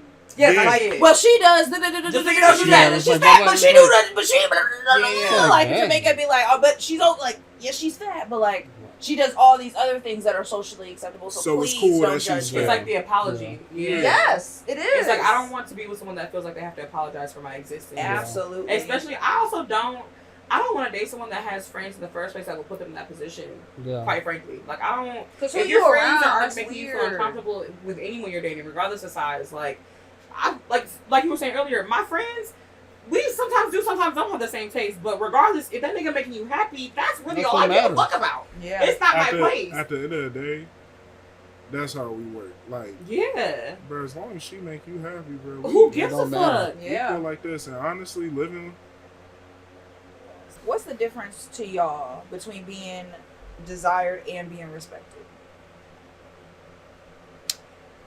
I want all of me to be desired. You said what? I want all of me to be desired, not just the physical version of me. I want someone to mention me and not mention how big I am. Yeah. I want you to be like, oh, he's a great guy. You know, like, instead of being like, oh, he's like, that's the selling point or something. Mm-hmm. Or that's the negative, how we just was talking about how it's like, well, she like this and so and so. Yeah. Or I don't want to be no selling point. Yes. You know, like I don't want no warning, or I don't want no, well, you go love him because he can. Now your dad want me to do yard work and shit. Like, yeah, like what the fuck? I'm not doing it. You go love him. He just not doing big as shit. Nah, cool. So just mention all of me. Yeah. Like don't mention. Speak good about one thing that stand out. Well, you know, her titties and her, like, you know, I'm more than that. How about how they treat you? Like something that they do outside of desirability that's like, okay, this person respects me for who I am, not just what I have. They listen to things that trigger me. They listen to knowing what may be something that's like, all right, I mentioned something that said, I don't like when this happens. And knowing that, like, all right, you know that I don't like this. So now I'm knowing if it's a situation, I know how to maneuver them, not make you feel a certain way, not to make you feel uncomfortable, not to make you feel unsafe, not to make you feel like you're in harm's way. Not, you know, I feel like being able to know and be cognizant of that is big. Yeah. Really big. For sure. I think also not being attacked for my fatness when it's convenient. Yeah. we get into an argument. Don't get better at me and be like, you fat ass bitch. You fat ass can't bitch. stand When I say something back, and shit. Right, because why your daddy you fucking... Because I say, you know what I'm saying? Right. a whole bunch of shit. Yeah. I can lose weight, but ain't you had gotta that look tooth like in your that mouth for the for rest of years, your bitch. life. Yeah. You feel me? Like, so I don't want to be attacked on how when big someone I brings am. that up though, and someone does chastise me for being fat in a situation that has nothing to do with my size, it's such a tell of their maturity level. Yes. Mhm. In their character. And it's, and it's kind of like, I'm not even about to entertain this with you no You more. was like, sitting on that one, huh? Yeah. It was like, you've been thinking this for years. Like, 'Cause you've low-key, been meditating on that for a long ass sometimes time. that's the only thing they can say. Yes. Yeah. And that's all But you you can know- say about me. And that's really. when that You best mad friend that I attacked don't me. hate That's all her myself. attacks were was Yeah. based on my weight. Yeah. That was you know, it. I might be fat. And it's like, girl, you Motherfuckers still wanted me. Mm-hmm. You I'd feel rather me? And call that'll me eat you illiterate, up. something that's actually like tangible than saying I'm fat. Mhm. Right. Bye. All right. Well, let's talk big on big. Go Does big on big. dating another fat person make y'all feel safer? I know we Yes. kind of talked about it like in the sexual terms, at least for me, Yes. and like Yes. yeah. Because there's certain, I think it's Yeah. like dating another black person or dating someone within Yeah, your culture. yeah. It's like you understand certain things that I would have to probably explain to someone that's Mhm. at a different side. Absolutely. So, hell yeah. I But then feel I like- also feel like desirability, so thinking Yes. that though. Yeah. It comes with the territory One of something. thing is all of my friends are smaller than me. So sometimes, like if I went on a double date, we would just, I hated being looked at as the big couple. Yeah. Oh. Like it was a very, and mind you, my ex, we weren't too like, we was just too stocky ass people. Yeah. So like being next to my friend who's 5'7" and his girlfriend's 5'3", Yeah. we just look like a big ass Yeah. couple. Forget you in And I motherfuckers. didn't like that shit. Yeah. And like it's just it's not like it's just us together. I felt like we was just bigger than what we are because they're so small. Yeah. So like that. Makes you stand out more. Yeah, like you feel like a sore thumb a little bit when Yeah. these niggas across from us eating 5 wings and a salad, and we over here Smash the whole 12 piece. mac and cheese individually. and Yeah. yams and shit. Like, oh, we gonna order some shit to go. Like, Yeah, we take we got a big Also, stature. that's why man. all my skinny friends have to have fat bitch energy though. Cause bitch, if we go out to Oh, eat, yeah. I need you to eat as much as me, bitch. Stop playing. Yeah, my friends, Yeah, they what about eat like they in Yeah. prison, and you just gave them a Big Mac for That's the my first favorite time. type of skinny bitch. And that's crazy because I eat meat, and I've Yeah. been told that like, I've been eating at my friend mama house, and he eats like this, and I eat meat, and she's like, this is like one of the microaggressions. That's right. She like, you ain't gotta eat all meat, but you know because I you hate it. And I'm Bitch, like, how much This is how I eat. I gotta be- what do y'all think I eat like? Shovel You in ain't my gotta Like- put on for me, baby. It's Yeah, like, it's bitch, like I'm literally put just being on- myself. I like to enjoy my food. I don't scarf Yeah. my shit down. It's not going nowhere. It's Yeah. not running Wild away from thing me. to say. So little shit like that, it's like sometimes I just feed into like I listen to the microaggressions. It's like this ain't no act. I don't like that shit. Like Yeah. what you Yeah. mean? It's not Like that. it's like this ain't no act. This how I eat. Like Yeah. usually, I say I'm a late night eater because I don't like to eat until everything is done. Same. I don't that whole you then cooked in the kitchen and shit, and then you sit down and eat. No. The whole house got to be clean for me to eat. Yeah. Yeah. I got to be out the shower. I want to relax and eat my food. Yeah. I I smoke my don't want blunt. I I wanna got watch everything. TV. Yeah. Yeah. I don't smoke want it. to eat Yeah. Right. and then do shit. No. Yeah. Even though like you supposed to eat at 6 and you actually supposed to wait. That was one of my problems too. Yeah. Was like I do that and then lay down and you ain't supposed to do that. But still, I love everything to be done when I eat. I don't want to get up and do shit. No, I feel you. I feel you. I felt a little. So I've never dated a big person. You like small. Ooh. From what I saw. I will say. I've dated. I've had sex with bigger people, but I've Okay. never like dated. Yeah. But my last like more serious situation that stemmed from that best friendship, he was thicker. He was Yeah. a thicker man, and I just like I liked feeling more feminine. Cause I could like go sit on his lap, and I could be like more rough with my own body because I know that his body could take it. I feel you 100%. Like, and that's what honestly turned me from like little skinny things to like, okay, I do need a. I like I've been told that. I like some tree trunk thighs. I want to, Yeah. you know, like I just. With the short nigga, I literally almost broke that nigga legs. Like, Oh my God. I'm telling you, like, which it made me conscious, but I feel like when I'm with a bigger man, like, I'm not really like, bitch, you finna catch this. Like, you Yeah. wanna catch this, to real shit. And My only problem is with the bigger men that I have. Yeah. They be small? Yes. Oh no, I need big. I'm so sorry, I can't do it. So it's like you're big for what reason? Like, you big everywhere but where it matters. Damn. That's crazy. So Goddamn. Yeah, no. Damn. Hold up. Like, I can't piss on the ball small. Oh my God. With that relationship shit, I will say there is something in a relationship where it's two big people, but one of them is smaller than the other. Yeah. And they treat the other one a little bit different because they're smaller than them. Yeah. I don't know what it's called, but that's definitely a thing. Yeah. I think that's some kind of fat crime shit though. Yeah, yeah, Okay, 100%. I think I gotta ask real quick. Hold on, see what. What you like? Girl, you can say that shit. You like big things? I don't know if he want me to say it on the camera. That's my answer. Probably. Dang, okay. Okay, so I don't. Yeah, I'm not a. Yeah, so. Okay, that's why you like big. Mine, the wine worries. Mine is the one that matters. Yeah! This bitch giving it out. I ain't gonna put your business off for you. Have y'all ever projected your own insecurities onto another fat person when dating them, or even just being friends with them, or? Yeah. No. Yes. In a way. I don't think I have. Yes. Tell me here, because I don't think I have either. Yeah. I have definitely like Okay, so. and it's mostly when I was younger, but I definitely didn't feel made somebody feel inferior to me because of what type of big person I was, because I carry weight well. So no matter, like, me crossing 300 is like the first time me crossing 300 in my life, and I still carry the weight well. Yeah. When I was younger, you know, I was still battling how big I was and stuff. And then I noticed that a lot of women like the bigger, taller dudes. So, like, I played football. The dudes I played with, I kind of bullied a little bit. Yeah. A little bit of, like, she might want you, but she'll want me because I'm bigger than you. I'm a big And nigga. putting my insecurities onto him. You like, projected a little bit. like, I was projecting for sure. And you just got to take your L's and just be better. Yeah. Because it got to a point where I'm just like, I hate when fat people get skinny and then try to shit on fat people. Man, I can't wait for that episode. And I got skinny. And I didn't do it.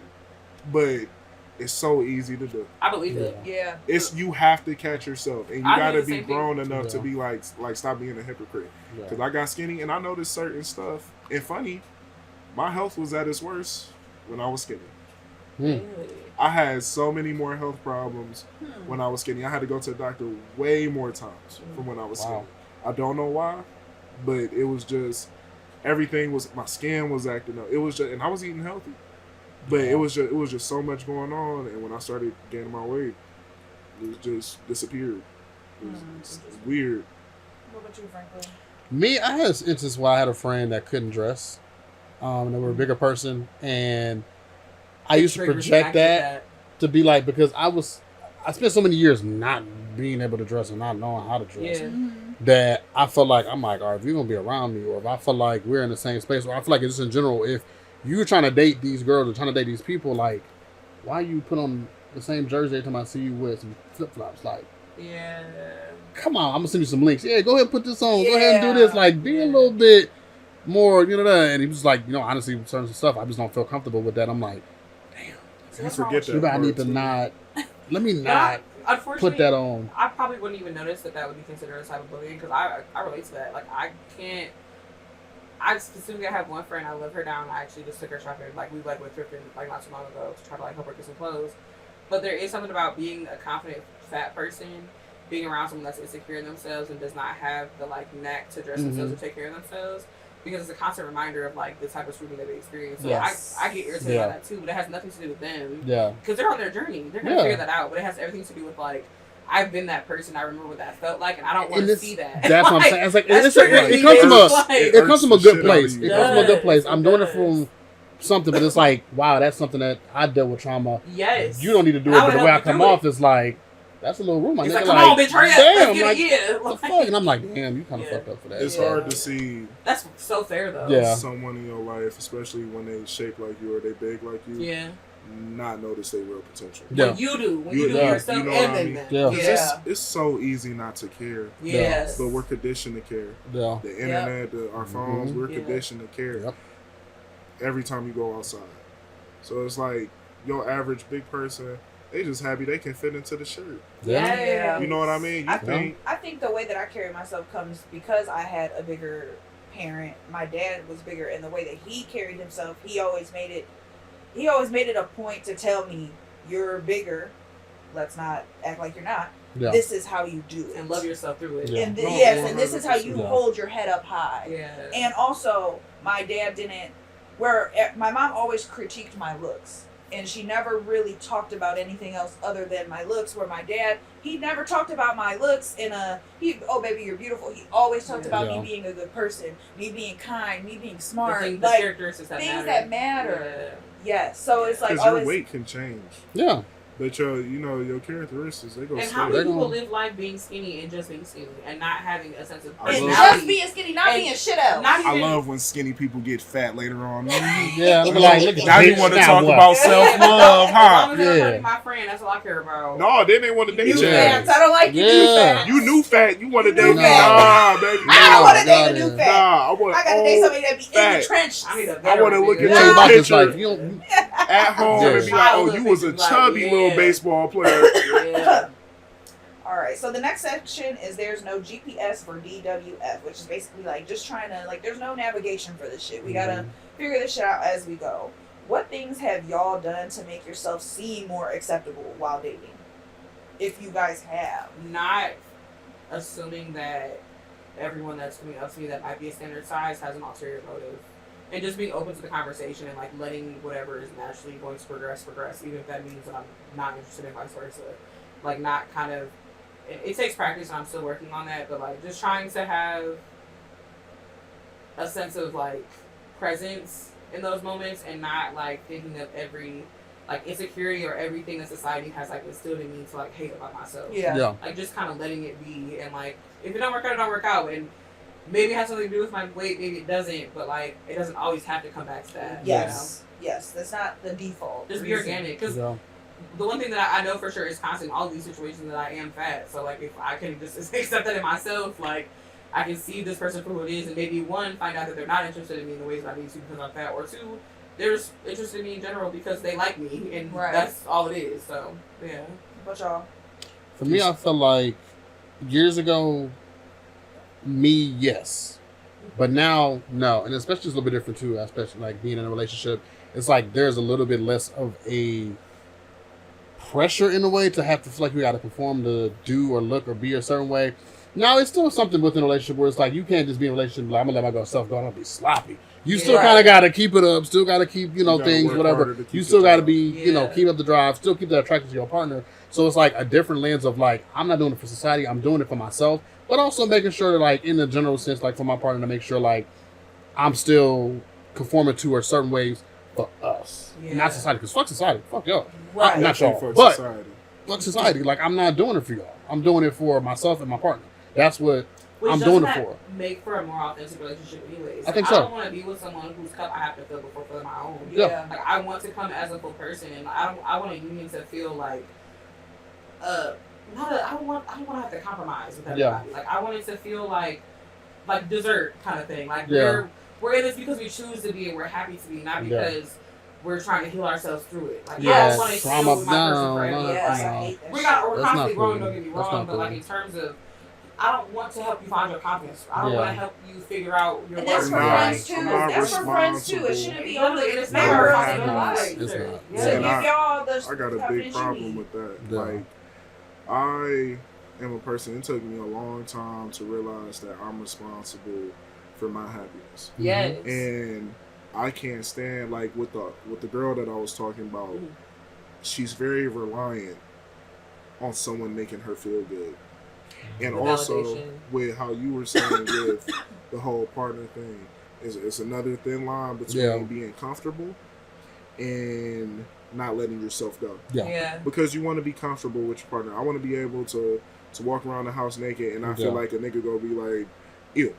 Right. You know? Yeah. But at the same thing, you don't want to stop trying what you were. Doing self-care, taking care of yourself. Because this person loves you. I feel like that is such a, to me, if I see that is such a measure of an unhealthy relationship. Yeah. Because I find in healthy, even if it turns toxic or goes bad, I find in the beginning when I'm in a relationship, I feel so full in myself where I'm like, not like I can do anything, but I'm like, I just want to be the best version of myself. And I want to do that regardless, but I feel like... But it puts a little... It's like put a fire on the ass a little bit. Yes, where it's like, and okay. Like, how you said, like, when you have a partner, because I swear, like, it's like when you get in a relationship, motherfuckers want to fuck with you more. Mm-hmm. Yeah, and it's so they weird. want the candy they can't have. It's so weird. Yeah. It's so weird. And that's a whole so weird thing in itself about people just wanting what they can't have. Yeah, it's... But when you're a big person and you're in a relationship and you're content, people like can't handle that. Yeah. They can't handle that, like somebody find you desirable.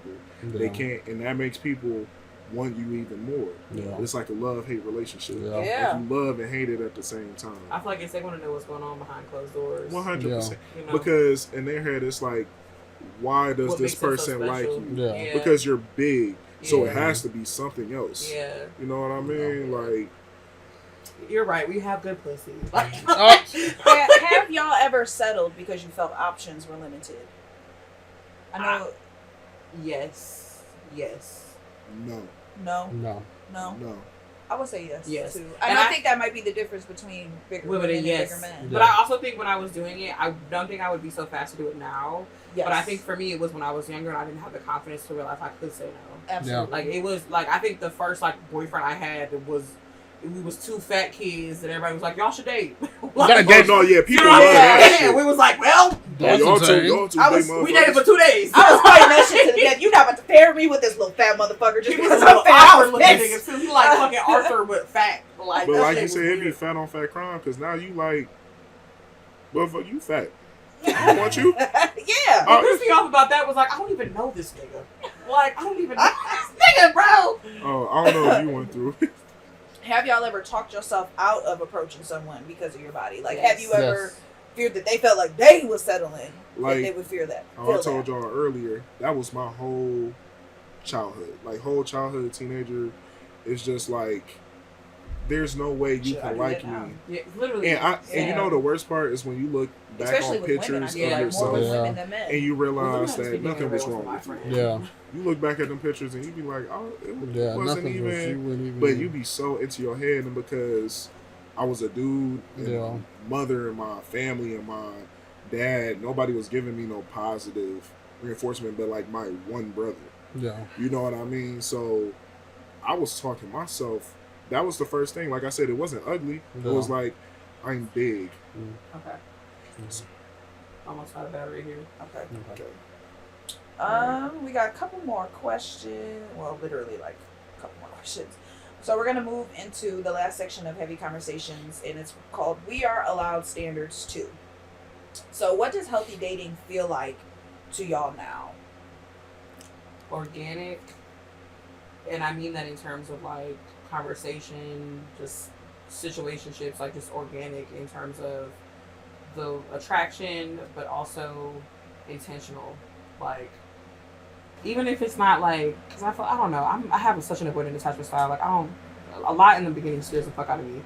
But like, intentional in the fact of effort, it's not forced, but like, you want to be around me. It's like the passive shit. Like, I don't think there has to be a specific example, but I do think you know when it's not someone that is genuinely trying to be with you. And so, yeah, like, I think it's just intention and being organic and like letting things flow naturally. All right. I think intention, communication. Yeah. I think it's a big one. Being able to know, like, being on the same page with somebody, being on the same page of, like, we understand things where we are, not taking previous experiences and making it something that could be affecting our relationship or negatively down the line. Yeah. Being able to, like, letting that shit be that shit. like, let it be that. Yeah. But if we're gonna do it, like, I have a big thing to be like, don't go to bed. I have don't go to bed mad with your partner. At your partner. I agree with that. I just don't. Even if y'all say something, I might not settle it, but don't go to bed with mad. Yeah. I'm really big on that, and I feel like that's something that nobody should be doing in a healthy relationship. I feel like if you're willing to go to bed mad at me, this is like because I'm gonna wake up the next morning in awkwardness, and I'm gonna be the problem. But especially if we talk some forever shit, like we gonna for argue. me, like in the moment, because like my nervous system might get activated in conflict. I might need a second, and I think that's okay. But I also think having a deadline. I think allowing the separation and cooling off period, but also being like, so when are we available to talk? Give me 30. Give me by the end of the day. We'll meet back here around 5 o'clock and try to hammer this out. Like I am such a big person about communication. Don't harass me. Talk about it right now. And I'm bad. I'm the opposite. I'm like, we gotta talk about it right now. And I'm like, you know what? Let me respect.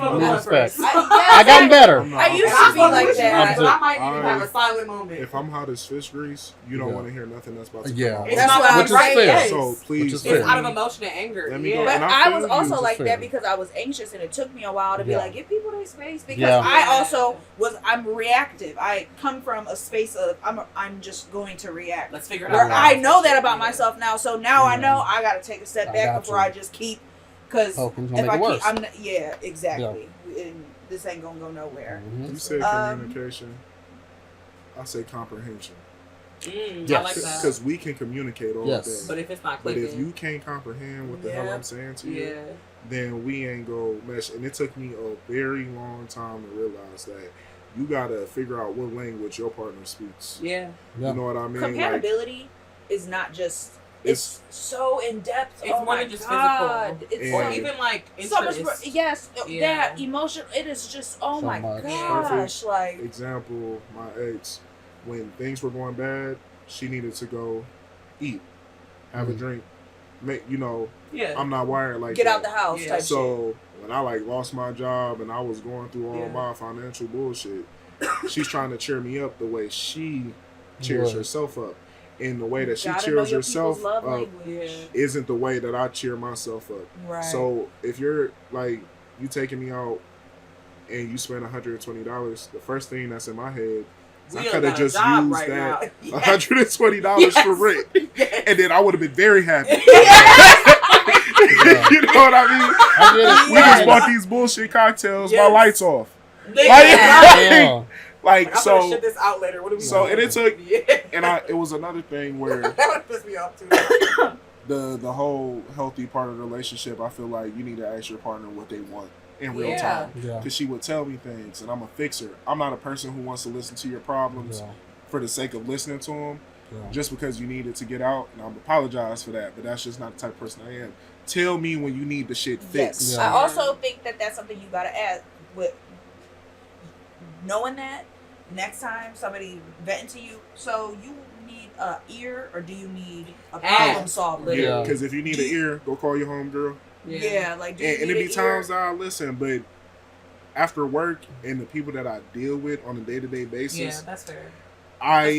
My patience, and I'm not saying you this have to ask for the capacity. Do you have the capacity for this right now? And I tell people that I tell people that real quick. I ain't got the mental capacity for this shit right now. I really don't. Please leave me the fuck alone. After everything that I go through from 7 a.m. to 5 in the afternoon, and I get somewhere and you act like you don't know what the hell I'm saying, it's just gonna be bad, and you gonna get the brunt of it because I've been dealing with the brunt of them. I'm just irritated. You know what I mean? And when I communicate that and it still don't get through your skull, now we got a problem.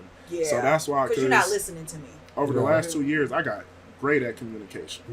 I let people know. That's what makes it worse. I let people know when I'm hurt and everything. So if I tell you and we still go through this bullshit, you get to the point where you like, oh, you just don't understand. Yeah, you listening, but you're not really listening. Yeah, and you got to give up on that shit. Yeah, that's real. So some of your non-negotiables in dating, just give one. Everybody can give one. What's your non-negotiable? Let's start with me. What's your non-negotiable? I'm a very helpful person, and I'm not just helpful when it's convenient. You know how some people only help pretty girls and stuff? I help everybody, and I need you to be kind. because I'm kind, and I might come off as a mean ass person, but y'all know what I do, and you know what I do at home. So it's like absolutely.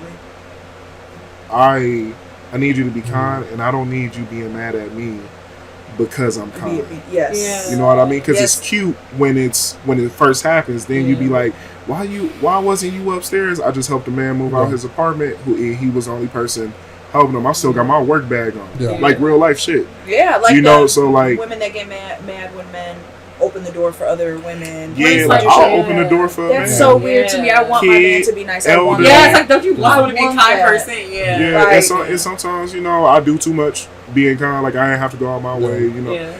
But that's just how I'm wired. Doesn't mean you need to be chastised for being a kind person. Yeah. So I need you to be kind and thoughtful. Yeah. Like you. What about you, Franklin? Understanding and compassionate. Yes. I love that. Simple as that. Yeah. Understanding and compassionate. Which ones?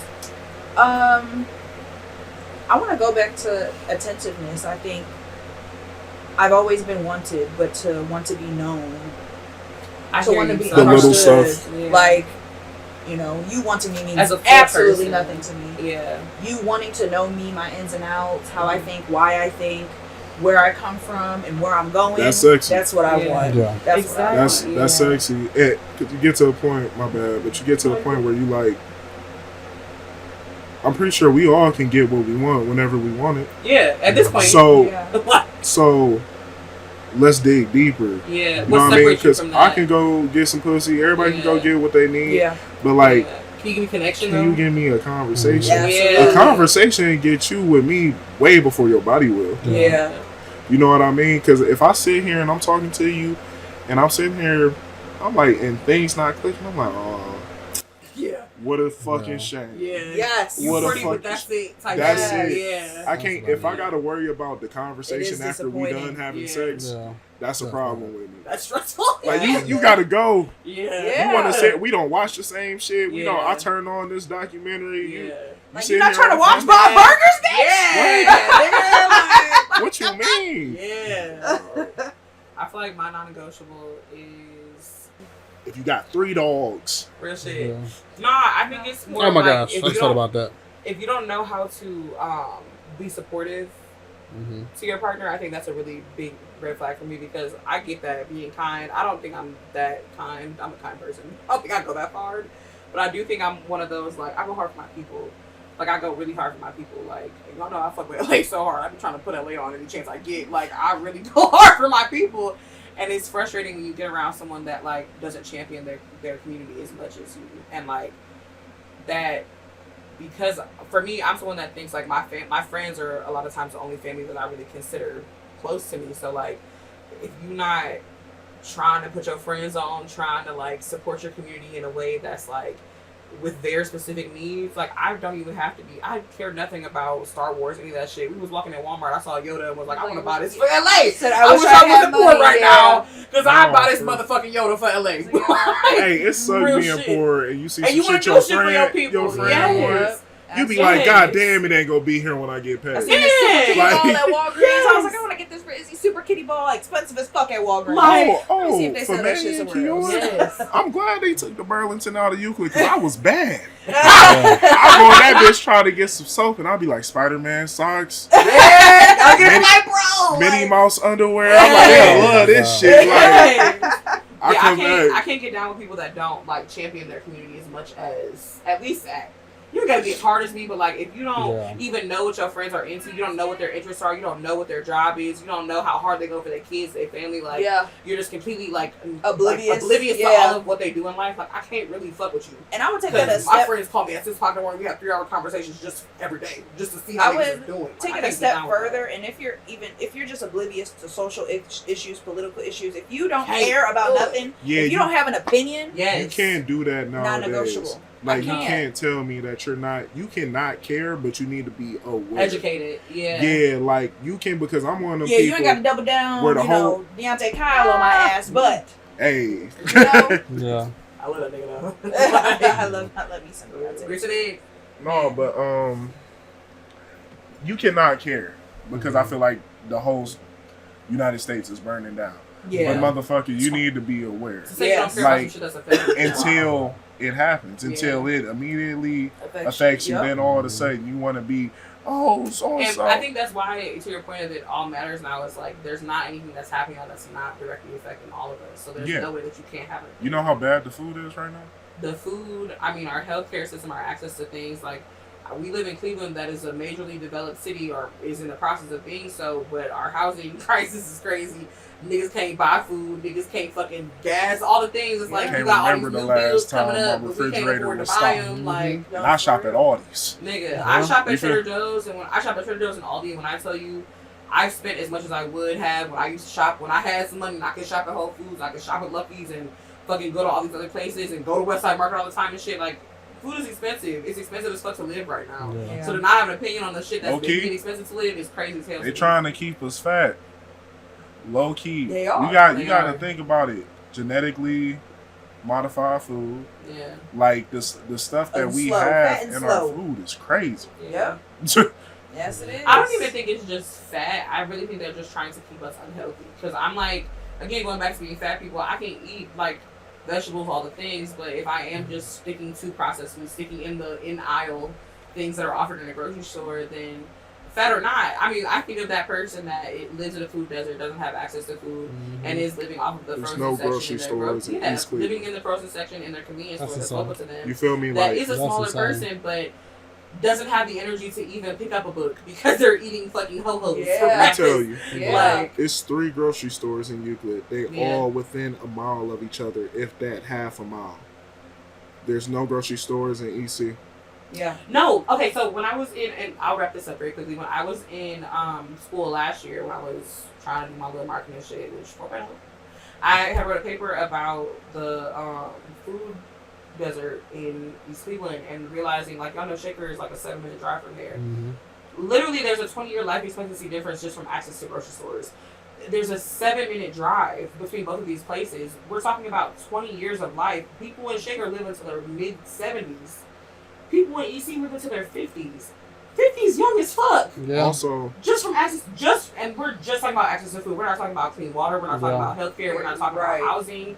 We're just talking about food. You're eating all your food for Family Dollar. Yeah. Yes. Yeah. You're going to die. Yes. And most of it, like these apartments, it's